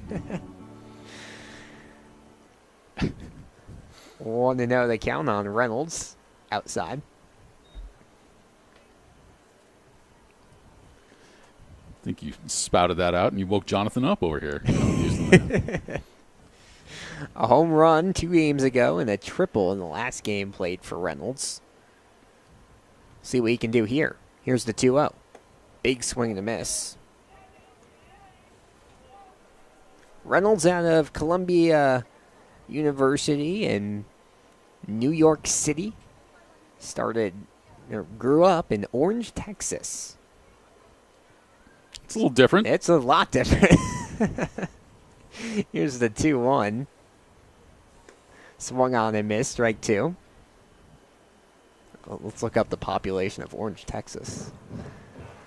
Imagine a little bit less than New York City. Less than most of the boroughs in New York City. 19,000 versus... Yeah. Smaller than Fremont. Versus 8.3 million. Here's the 2-2. Pitch high. So a 3-2 count on Dean Reynolds. Bridger Coleman at first base. A full count on Dean Reynolds, 2 away. Moo leading 9-5. Reynolds calls time to take one extra swing, and now he'll get set. GT Roy on the mound, his first inning of relief. Here's the 3-2. Inside, cold, strike 3. On a fastball from GT Roy, Reynolds will walk back to the dugout disappointed. But 1 run comes across the plate in the 7th for the Moo. 1 run off of 1 hit. No errors and 1 runner left on base. We move to inning number 8. It's a 9-5 ball game. Moo lead. Don't go anywhere. This is Fremont Moo Baseball.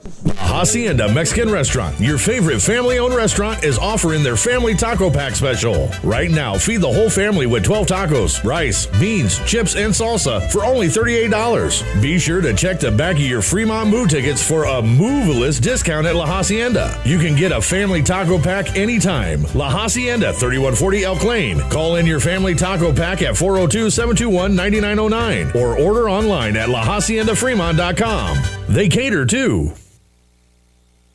Looking for a nice place to go? A place that's rich with tradition, great service, and atmosphere? A fantastic place where you can go and still carry on a conversation. Maybe shoot a game of pool and enjoy one of the best jukeboxes in town. Silver Dollar is one of the finest places for adult libations at reasonable prices. Join the Silver Dollar family and enjoy, but you need to be 21 or older. See y'all soon, and remember, not everything that glitters is gold, but we're pretty sure it's probably silver at the Silver Dollar, 18th and Bell Street in Fremont.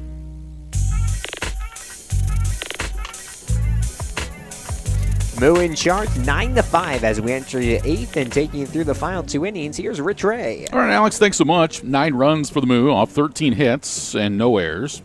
The Nebraska prospects 5 runs off 10 hits and have committed 2 errors. New pitcher in the ballgame now for Fremont. This will be Theo Hughes, who takes over on the mound. Theo has performed well this season for the Seward product down in Nebraska Wesleyan. He has pitched 12 innings. He's making his 10th appearance all out of the bullpen. He's 1-0 and has 2 saves. Hughes has given up 12 hits, 4 runs, 3 earned, struck out 14 and walked 4, and has an earned run average of 2.25. And he'll take over for Parker Ott, who went an inning and 2/3. Ott gave up 2 hits, gave up 2 runs, both earned, walked 1 and struck out 1. Yeah, not the best outing for Parker Ott, but we'll learn from that outing and try to keep things going the rest of the season. And now you turn to a guy who's been really good at closing out games in Theo Hughes. 9-5, the Moo with the lead as we are in the top of the 8th inning. The Moo are trying to win their 4th in a row. And I can proudly say, by looking at my phone, the Royals swept the Cardinals today. How about that? Yeah, won them both. There we go. Yeah, we all got to feel good sometimes. A couple other scores going on in the league right now. In Hastings, Casper on top of the Sodbusters, 11-2. That ball game's in the top of the 9th. You just exhaled? Wait till you hear the next one. Spearfish on top of the Bison, bottom of the 6th, 23-1. Those games just are not fun for anyone. No. Here's Tommy Simon stepping in. First pitch from Hughes out of the stretch. There's a fastball in there for a called strike. It's 0-1. No balls and 1 strike. That was one of the concerns coming in, was that, putting together a couple travel teams that really have had no experience in the league and how they'd perform. No balls and 1 strike to count to Tommy Simon. There's a pitch, and it's in there for a strike, and it's 0-2. Now, the Plainsmen wrapped up their season over the weekend against the Moo, and they only won 1 game. Yeah. 1-16, I think was the record? Yep. But, like I said before in the broadcast, tip your cap to the coaches to have their team play with integrity. Here's the 0-2. Swung on and hit down the right side, and it's out of play. And that's what you want to do. I mean, there's times there's going to be teams that are dominant in the league, teams that are not. And we see that this year with Casper being the dominant team. There's a 3-way battle for second place. Oahe is still trying to come along in the second year of their program, and then the other 2 travel teams that have really struggled, the Plainsmen, now the Bison. Bison still looking for their first win of the year. Here's the 0-2 from Hughes. Swing and a miss, strike 3. So Theo Hughes gets Tommy Simon on that breaking pitch for a strikeout. And there's 1 down here in the top of the 8th. So that'll bring us back to the top of the order, and center fielder Blake Stinger. Yeah, Theo Hughes has a really good slider. He doesn't use it that much, but when he does, it gets some awkward swings and a nice strikeout there. But back to the point is that, you don't want to see things like that happen to where you got a couple teams that are just struggling. And you're going to lose games. Everybody does. But you don't want to lose them like that, and the Bison have done that quite a bit so far. Here's the first pitch to Blake Stenger. Fastball misses, it's 1-0. But the key is the point that I made earlier. As long as you're playing the game the right way, you're playing it with hustle, you're going out, you try hard, you play with integrity. That's what baseball's about. Yeah. I mean, there's going to be times where you are the Chicago Cubs, you know. Here's the 1-0. It's high and inside. It's 2 balls and no strikes. Unnecessary dig. Yeah, that was I should have put up a sign said, "This one's coming, Alex." It's all right. They've won 3 in a row. I know. My Royals 1-2 today. We're in the same boat. 2-0 pitch to Stenger. Swing and a miss. It's strike 1. It's now 2-1. But to the point I'm making is that, you know, and we haven't seen the Bison play yet. We'll see them when they come in here next week. And, you know, we want to see teams that hustle, play hard, and that's what the game is about. All you can do. 2 balls and 1 strike. Next pitch from Hughes. Slider that just missed, popped out of the glove of Coleman. And they count out 3 balls and 1 strike. 1 out, nobody on. We're in the top of the 8th. Fremont leading the Nebraska Prospects 9-5. There was a game 3 years ago. The Moo played out in Laramie against Jem Seti, the Bison. 30-13.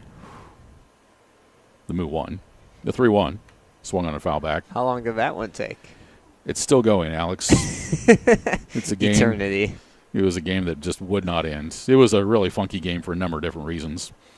But there's a lot of offense in that one. Yeah. How many pitchers do you use giving up 30 runs? There were plenty. Yeah. There were plenty.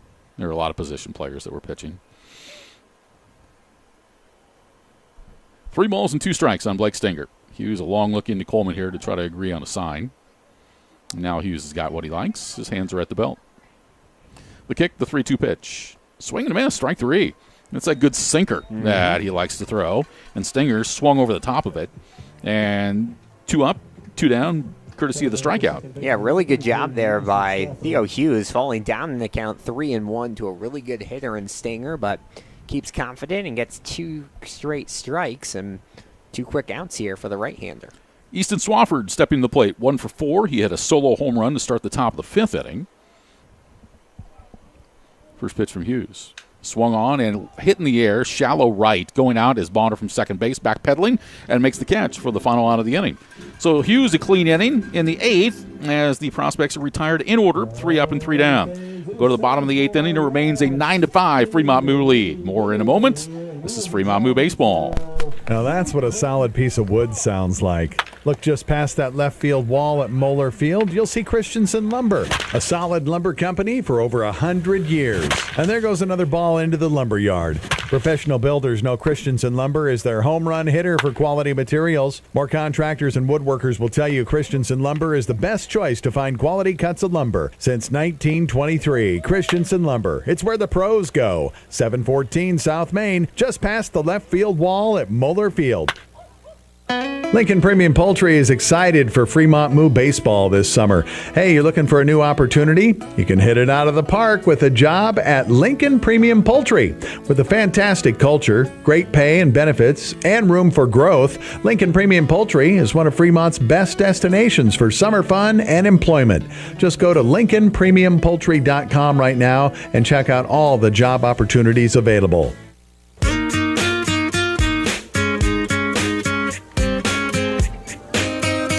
Back at historic Moeller Field alongside Alex Burstein, I'm Rich Ray. We go to the bottom of the 8th inning. The Fremont Moo lead the Nebraska Prospects 9-5. The Moo 3 defensive outs away from picking up their 4th straight win. And every game now is important. I talked with Coach McGonigal about that in the pregame show, is that, you know, we're down to, after this one, 16 games left in the regular season for the Moo. And the goal right now is to try to win the second half, and it looks tough for anybody right now against Casper, who might be able to take the second half as well. But the second part of the goal is to have the best overall record in the league. And the Moo are, I think, a half game or a full game behind Spearfish in that category, and trying to keep pace with Spearfish winning big tonight against the Bison. Carter Sintek will lead things off. He is 2 for 3. First pitch from J.T. Roy is a fastball high and outside for ball 1. Yeah, Spearfish is 8.5 games back in overall standings, and then Hastings and the Moo before tonight, both 9.5 games back. Hastings will drop a little more. 1-0 to Sintek, a breaking ball in the dirt, and it's now 2 balls and no strikes. So a win by Casper tonight would be their 21st in a row. Last time they lost 2 games in a row to Fremont here.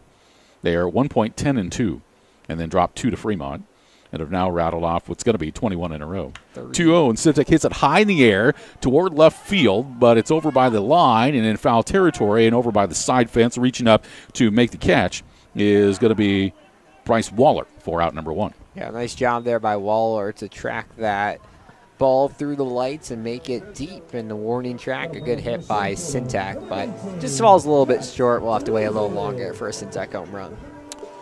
So to bring to the plate, center fielder Jack Terozin. Terozin is 1 for 2, a single. He's also brought in a run with a bases-loaded walk. First pitch from Roy is a breaking ball that misses inside, ball 1. 1 ball and no strikes to Terozin. When we peek ahead to the top of the ninth, the prospects will have their 3, 4, and 5 batters coming to the plate. We'll see if Hughes will have a chance to close it out. The 1-0. Terozin takes a breaking ball low. We count now 2 balls and no strikes. After a 1-2-3 inning, I'd say probably so. Increases your chances of longevity, does it not? Just a little. Roy's 2-0 pitch. Terozin fouls it back to the net. It's now 2-1. I think I need to get up and go for a walk tomorrow. Okay. You're talking about running and all this stuff, and the weather's getting warmer. Yes. Before it gets hot in the afternoon. Yep. Gets hot in the morning even. Yep. 2-1 pitch to Terozin. Hits it off the hands and dribbles it toward the third base side. Picked up to throw across, and it is in time. That's a fine play over at third base by Luke Bees. Yeah, Bees, a young ball player, but read that one perfectly. And a nice throw on the run to first base, where Moffitt does a good job to get the grab, and a quick 2 outs here in the bottom of the 8th. So here's the third baseman, Steven Espinoza. He is 1 for 2. He's singled in the 6th inning. 2 outs with nobody on here in the bottom of the 8th. First pitch to Espinoza is a breaking ball in there for a called strike. No balls, 1 strike to Steven Espinoza, the third baseman. At any level of sports, you see the teams will separate themselves as the season goes along. 1 ball and 1 strike to count here on Espinoza. About the only league that you don't see that happen is in the NFL, where everybody's 9-7. Yep. Right? Somehow. Everybody's 9-7 or 7-9, yep. One of the two. 1 ball and 1 strike here on Steven Espinoza. The pitch. He swings and he tattoos one to deep left field. This one's going to be back by the fence. Does it clear the monster? It does. Gone. Steven Espinoza homers for the Moo. Steven Espinoza's 2nd home run of the season. A solo shot. It's now 10-5, Fremont. Yeah, that's what you call no doubter. Just tattooed that ball and gets over the tippy top of the Moeller Monster out there in left field. That's a good way to get a run there, Steven Espinoza. Aggressive piece of hitting. And that pitch was a difficult pitch to hit as well. It was up and in, and he was able to raise the hands and make good contact. So here's Isaac Bonner coming to the plate. The Moo now lead it 10-5. And the first pitch to Bonner. He swings and he fouls this one back to our left and out of play. No balls and 1 strike on Bonner, the second baseman. Dylan Brandenburg awaiting next. So both teams are homered tonight now. No balls and 1 strike. Roy's next pitch. This is high and outside for ball 1. The Moo's home run production has increased exponentially over the last week or so. The weather gets hotter. Yep. Bats get hotter. 1 ball and 1 strike. Next pitch. Bonner scoots away from one inside. It's now 2-1. 2 balls and a strike. Isaac Bonner. 14 hits now for the Moo as well. Roy's 2-1. Bonner swings and hits it high in the air, but shallow. Out into shallow right, coming in is now the second baseman, Swafford, and he will make the play, and that will retire the side. So Bonner pops up. That's going to do it for Fremont in the 8th, but they get a 2-out solo home run from Steven Espinoza to extend the lead. And we are at the end of 8 innings. The score is now Fremont 10 and the Nebraska Prospects 5. Top of the 9th coming up. Last chance for the Prospects when we return. This is Fremont Moo Baseball. Gentlemen, here at Weesey Plumbing and Excavating, our customer's duty is our duty. Yes, Drill Sergeant. Now, you're Fremont's finest, and I want you people-pleasing plunger wranglers to remember here at Weesey, we don't stop fighting clogged drains, low water pressure, frozen pipes, until our residential and commercial customers are smiling. Am I making myself clear, you toilet snake and sink suckers? Yes, Drill Sergeant. Now, our customers will find us in Fremont, on Facebook, and online at WeeseyPlum.com. Weesey Plumbing and Excavating. Your duty is our duty. Fremont Moo Baseball is brought to you by Raising Cane's Chicken Fingers, with 10 Omaha locations, including Fremont, Council Bluffs, and Norfolk. With delicious hand-battered, cooked-to-order Raising Cane's Chicken Fingers, mouth-watering cane sauce, crinkle-cut fries, irresistible Texas toast, fresh coleslaw, plus freshly made tea and lemonade poured over their signature crushed ice. Raising Cane's Chicken Fingers, tasty supporters of Fremont Moo Baseball.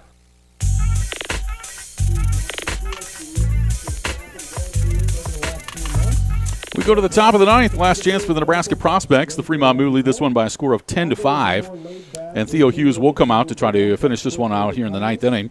He'll get the 3, 4, and 5 batters, Elliot Peterson, J.D. DePrima, and Bryce Waller. Well, Alex, I think the way the Moo are playing tonight, the dogs should come out to the ballpark each and every night. Yeah, these dogs are happy with what they're seeing. They're smiling on the field, and really good offensive performance from the Moo. 14 hits, 10 runs. You don't see those numbers a lot, but the Moo have put together a couple of games with numbers like those recently. Yeah, Forever Homes is the nonprofit, the organization that's benefiting from tonight's Moo contest. And so they are giving away a number of different prizes tonight with everything that's taking place as Jared is introducing the dogs that are on the field, and well-deserved. And you know what?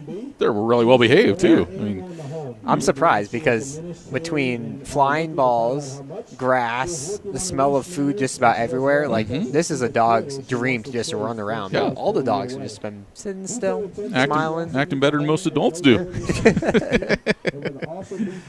Hope you're enjoying tonight's broadcast. He's Alex Burstein. I'm Rich Ray. Game 2 of this 5-game series tomorrow night at 7:05. 80s throwback night tomorrow night. So dress up in your 80s apparel.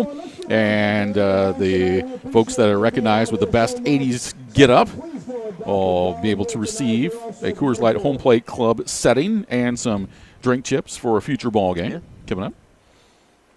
I believe a Fireworks Friday game, if I'm not mistaken. Yeah, one of the two that are left, that's for sure. And one's a Fireworks Saturday. Yeah. Here's Elliot Peterson stepping in. He was getting ready to deliver the first pitch at the top of the ninth, and it's in the dirt for ball one. 1 ball and no strikes to Elliot Peterson. Yeah, the last 2 fireworks nights are the 13th, which is this Saturday, and then the 19th, which is the following Friday. If I did that right. I have to check my calendar.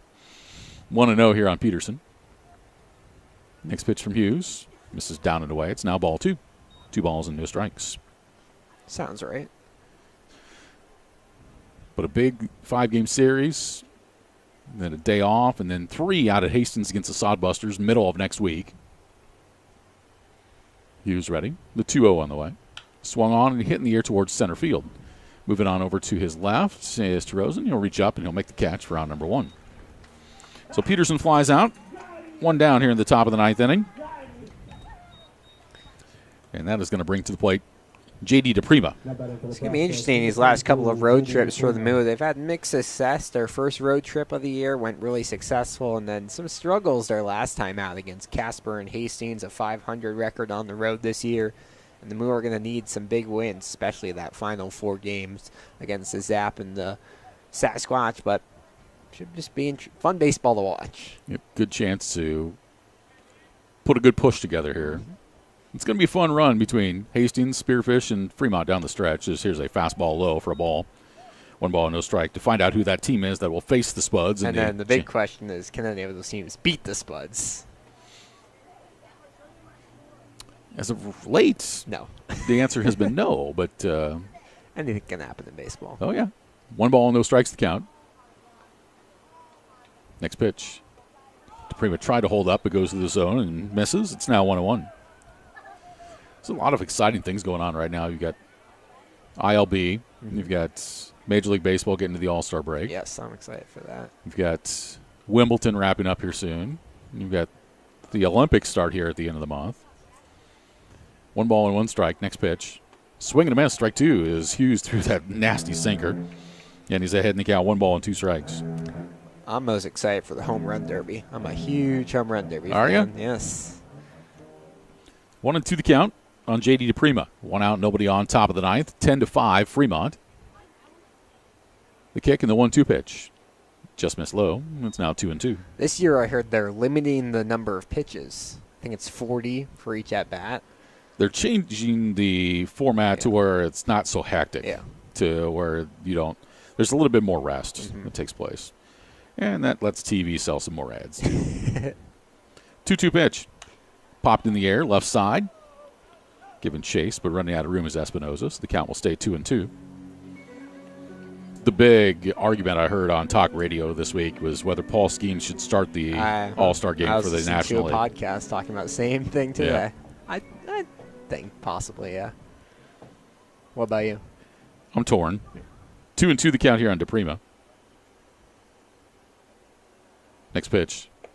Down low. I heard Michael Wilbon go off saying no. And he talked to the other old curmudgeon on his show, which is Tony Kornheiser. And Tony Kornheiser said yes. I don't agree with Kornheiser hardly ever. I might agree this time. I mean, it'd be fun baseball. Yeah, I mean, to see Paul Skeens pitch against Aaron Judge. Yeah. Whew. Everyone wants to see that. Yep.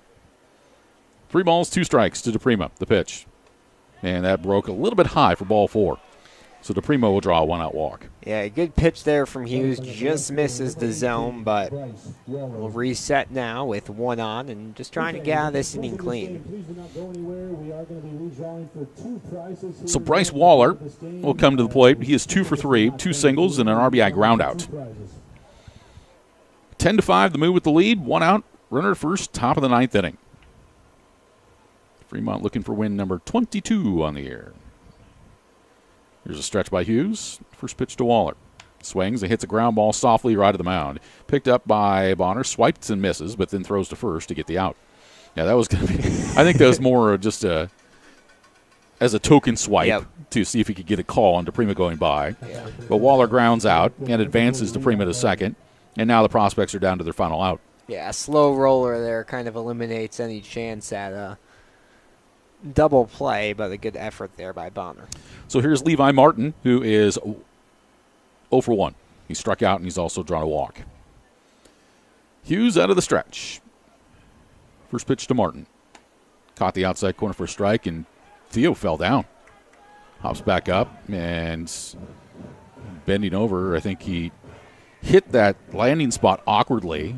And when Theo Hughes falls, it takes a while. He's 6'5", but he went down in a hurry. And I'm thankful that he didn't roll an ankle there. No balls and 1 strike to count on Levi Martin. Runner at second, J.D. DePrima with 2 away.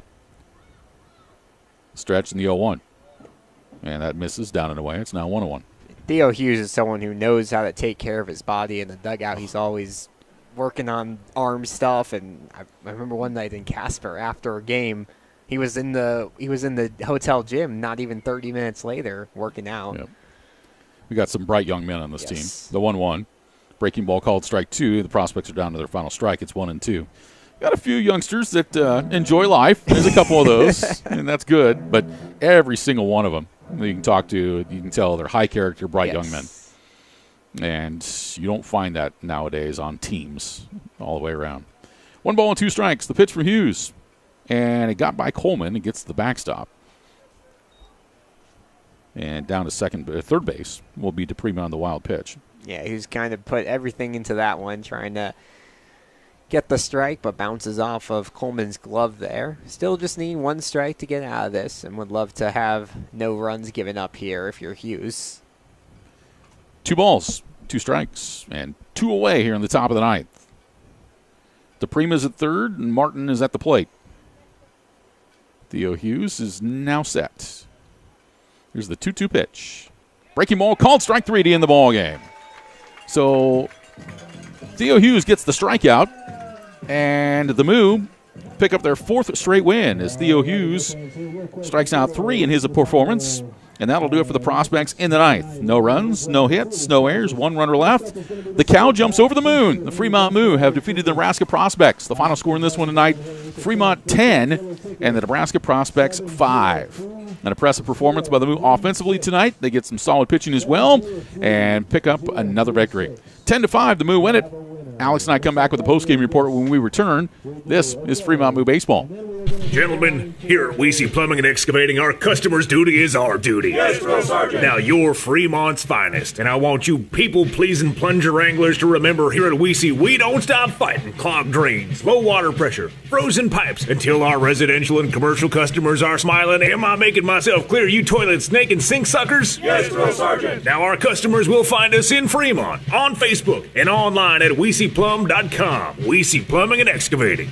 Your duty is our duty. Fremont Moo Baseball is brought to you by Raising Cane's Chicken Fingers, with 10 Omaha locations, including Fremont, Council Bluffs, and Norfolk. With delicious hand-battered, cooked-to-order Raising Cane's Chicken Fingers, mouth-watering cane sauce, crinkle-cut fries, irresistible Texas toast, fresh coleslaw, plus freshly made tea and lemonade poured over their signature crushed ice. Raising Cane's Chicken Fingers, tasty supporters of Fremont Moo Baseball. Hi, Sean Callahan here for Tommy's Express Car Wash on East 23rd in Fremont. Have you given the Unlimited Tommy Club a try? Just download the Tommy's Express app, and guess what? When you download it now, you get your first month free. That's the Tommy Club, keeping your car clean every day. Wash as many times as you want each month. The Tommy Club starts at just $24.99 per month. Sign up today at Tommy's Express Car Wash in Fremont. Buffalo Wild Wings is your headquarters for great food, cold drinks, and is the place to sit and watch the game. Wings, tenders, burgers, sandwiches, and wraps, tacos, and more. You get to try one of B-Dub's fantastic sauces. B-Dub's takeout and delivery is now Buffalo Wild Wings Go. For a limited time, add a 6-count of traditional or boneless wings and get them for free using promo code GOWINGS on all orders of $10 or more. Located at 1220 East 23rd Street, Suite 300 in Fremont. Buffalo Wild Wings. Wings, beer, sports. If you're in need of lawn equipment products or repair, contact the professionals at Extreme Outdoor Power at 805 South Broad Street in Fremont. Bring in your lawn equipment and get a same-day free estimate. Call 402-721-1905 for more information or to set up an appointment. Plus, check out the power equipment accessories Extreme Outdoor Power has available. You'll see why Extreme Outdoor Power is the #1 choice for lawn mowers, competitive pricing, customer care, financing, and free estimates. Open Monday through Friday from 8 to 5 and Saturdays from 9 to 3. Extreme Outdoor Power, where they don't sell just mowers, they sell lifestyles. Book your next hotel stay at the Super 8 by Wyndham in Fremont. Conveniently located just minutes from historic downtown Fremont, the Fremont Splash Station, and the Fremont State Lakes. Our pet-friendly hotel offers affordable accommodations with easy access to all of our area's major attractions, including shopping, restaurants, and a multitude of outdoor activities the whole family can enjoy. Located at 1250 East 23rd Street. Book online now at wyndhamhotels.com/Super 8. Windstar Lines is a family-owned and operated charter bus company that has been serving customers nationwide since 1995. With 12 hubs across the U.S. and a varied fleet including minibuses, motor coaches, sleeper buses, and double-decker motor coaches, we are able to accommodate any size group, large or small, to any destination near or far. With almost 30 years in the travel and tourism industry, our reputation for superior safety, impeccable equipment, and unparalleled customer service makes us the right choice for your group transportation needs. Now hiring full and part-time drivers.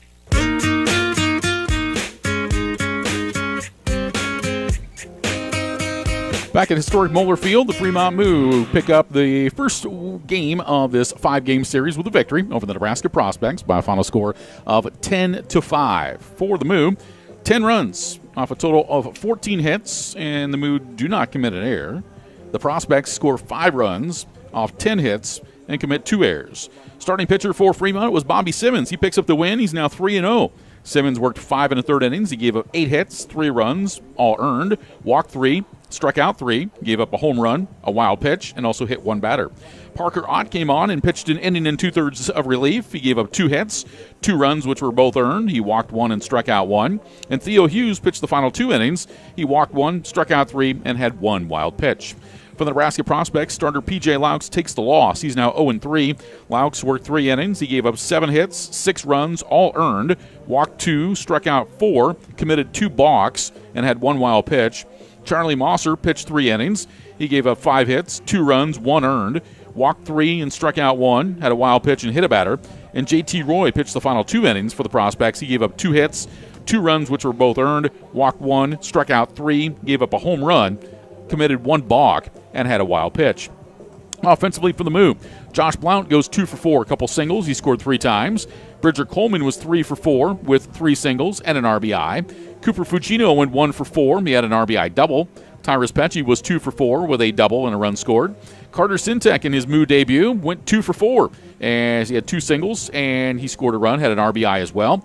Jack Tarosian goes 1 for 3 with an RBI. And Steven Espinoza was 2 for 5 as he had a single and he had a solo home run in the bottom of the 8th inning, his 2nd homer of the year. For the Prospects, Easton Swafford went 1 for 5 with a solo home run in the 5th inning, his first home run of the season. Elliot Peterson went 2 for 5, a couple singles and scored a run. It was J.D. DePrima who ended up, let's see here, I guess we had a pinch hitter there, I beg your pardon. I'll move on to the next line here. Bryce Waller ends up going 2 for 4. He had 2 singles, and he also drove in a run on an RBI ground out. It was Jackson Trout going 1 for 2 with an RBI single. And Bodie Waller was 0 for 3, but he was able to drive in a run on a fielder's choice. Fremont wins it by a score of 10-5, a ball game that took 2 hours and 44 minutes. Fremont wins its 4th in a row. The Moo improved their overall record now to 22-14 and 9-3 in the Independence League second half.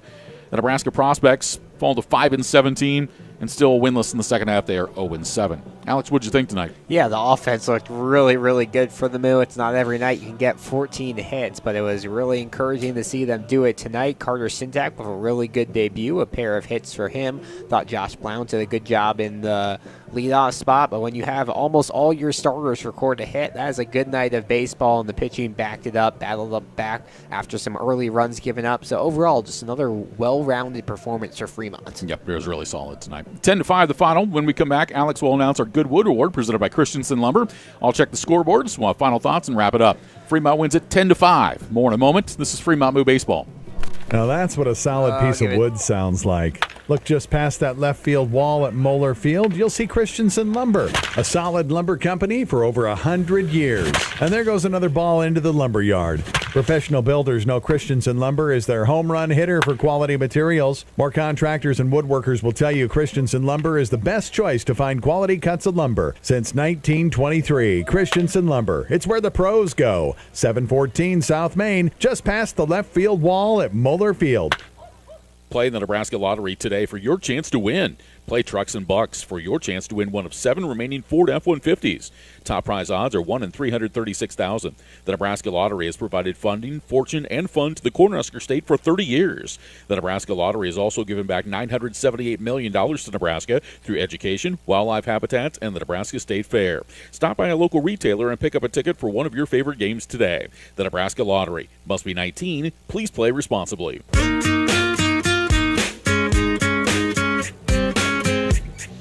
Back to wrap things up at historic Moeller Field with the Fremont Moo pick up their 4th straight win. They open up this 5-game set with the Nebraska Prospects by recording a 10-5 victory. Time to announce the Goodwood Award presented by Christensen Lumber, quality wood products for more than 100 years. They're located just beyond left field and on South Main Street in Fremont, christensenlumber.com. Online. Alex, who do you like tonight? We're going to give it to Steven Espinoza once again for his 2-out solo shot in the bottom of the 8th inning. It was a monster home run he unleashed over the Moeller Monster in left field. Took a high and outside fastball and gave it a ride. 2nd home run of the year for Steven Espinoza, and he's looked good offensively these past couple of nights. So Steven Espinoza gets our Goodwood Award tonight, presented by Christensen Lumber. All right, let's check the scoreboards tonight in the Independence League. In Hastings tonight, Casper won its 21st in a row. The Spuds defeated the Sodbusters 11-2. They're still going in Spearfish, and that ball game is in the bottom of the 8th. The Sasquatch leading the Bison 23-2 in that contest. So let's look at the updated standings right now. Casper, 9 games up on the field. Fremont right now a half game behind Spearfish, but if that score holds, then they would stay a game back of Spearfish for the race for who could possibly be the second team in that championship series. So we will see over the next 16 ball games how that unfolds. But that's kind of the way the chase looks like right now. And Hastings suffering that loss. They fall 10.5 games back into the overall standings. And Fremont is a full game ahead of Hastings as far as that is concerned. All right, for the guys that make money playing this game, let's check the Major League Baseball scoreboard. In the top of the fifth, Los Angeles Angels lead the Texas Rangers 5-2. Bottom of the fifth inning in Arizona, the Braves and the Diamondbacks are tied at 3. Top of the fifth in San Francisco, the Giants lead the Blue Jays 2-0. Finals from earlier today, Game 1 of a doubleheader. Kansas City defeats St. Louis 6-4. Game 2, Kansas City defeats St. Louis 8-5. See me smile from ear to ear. You see how that works? Tomorrow it could be different. Another doubleheader today. The White Sox taking on the Twins. They split. The White Sox won the first game today 3-1. The Twins win the second game 3-2. An immaculate inning in Game 1. Oh, was there? Yeah. Okay. Was there 3 pitches and 3 outs? No, 9 pitches, 9 strikes. Oh, 9 pitches, 9. That's just as clean as well. Yeah. Speaking of clean, well, the Cubs did the Orioles tonight at Camden Yards. 4-0 Chicago over Baltimore, and they've won 2 in a row over the Birds. It was Detroit a winner over Cleveland, 5-4. Seattle shuts out San Diego at Petco Park, 2-0. Yankees finally get a win again after they had dropped 17 of their last 23. They defeat the Rays 2-1 at the Trop. The Phillies, boy, they're tough right now. Phillies defeated the Dodgers 4-3. Rockies over the Reds 6-5. Oakland defeats Boston at Fenway 5-2. It was the Mets over the Nationals 6-2. It was Houston a winner over Miami 9-1, and Milwaukee shuts out Pittsburgh tonight 9-0. Those are the final scores in Major League Baseball. Final one here tonight. It was the Fremont Moo over the Nebraska Prospects 10-5. Game 2 of the series coming up tomorrow, Alex. It is a 80s throwback night. Yeah. So for the fans, wear your best 80s gear, and you've got a chance to win an upgraded Coors Light Home Play Club seat and some tickets, some drink tickets to one of the 2 upcoming fireworks nights that we have left. So I want to see you in your best denim pop collar, feathered hat with your basketball shoes on that do not have them tied. They're, I'm sorry, I'm going down a road I remember too vividly here. So that's tomorrow night, 7:05 the first pitch. Alex and I will be on the air at 6:45. Final thoughts, Alex? It was a good game for the Moo. Take this offense into tomorrow as well, but there's been 4 straight games now where the Moo have really been hitting the ball, and that's not something we saw in the first half of the season. Got to stay in the chase with Spearfish right now, and you do that by hitting the ball. You bet, man. We look forward to you joining us coming up tomorrow night. Thanks to our sponsors who made it possible. Alex, a great job. Thank you. Jonathan Johnson runs our video. Another great job by him as well. And we invite you all to join us tomorrow night when the Moo and the Prospects play Game 2 of this series. First pitch, 7:05. We'll be on the air at 6:45. That's going to wrap things up for us here this evening. Once again, the final score at historic Moeller Field. It was the Fremont Moo 10, the Nebraska Prospects 5. Until tomorrow, this is Rich Ray saying good evening and so long from historic Moeller Field in Fremont. The preceding broadcast has been a presentation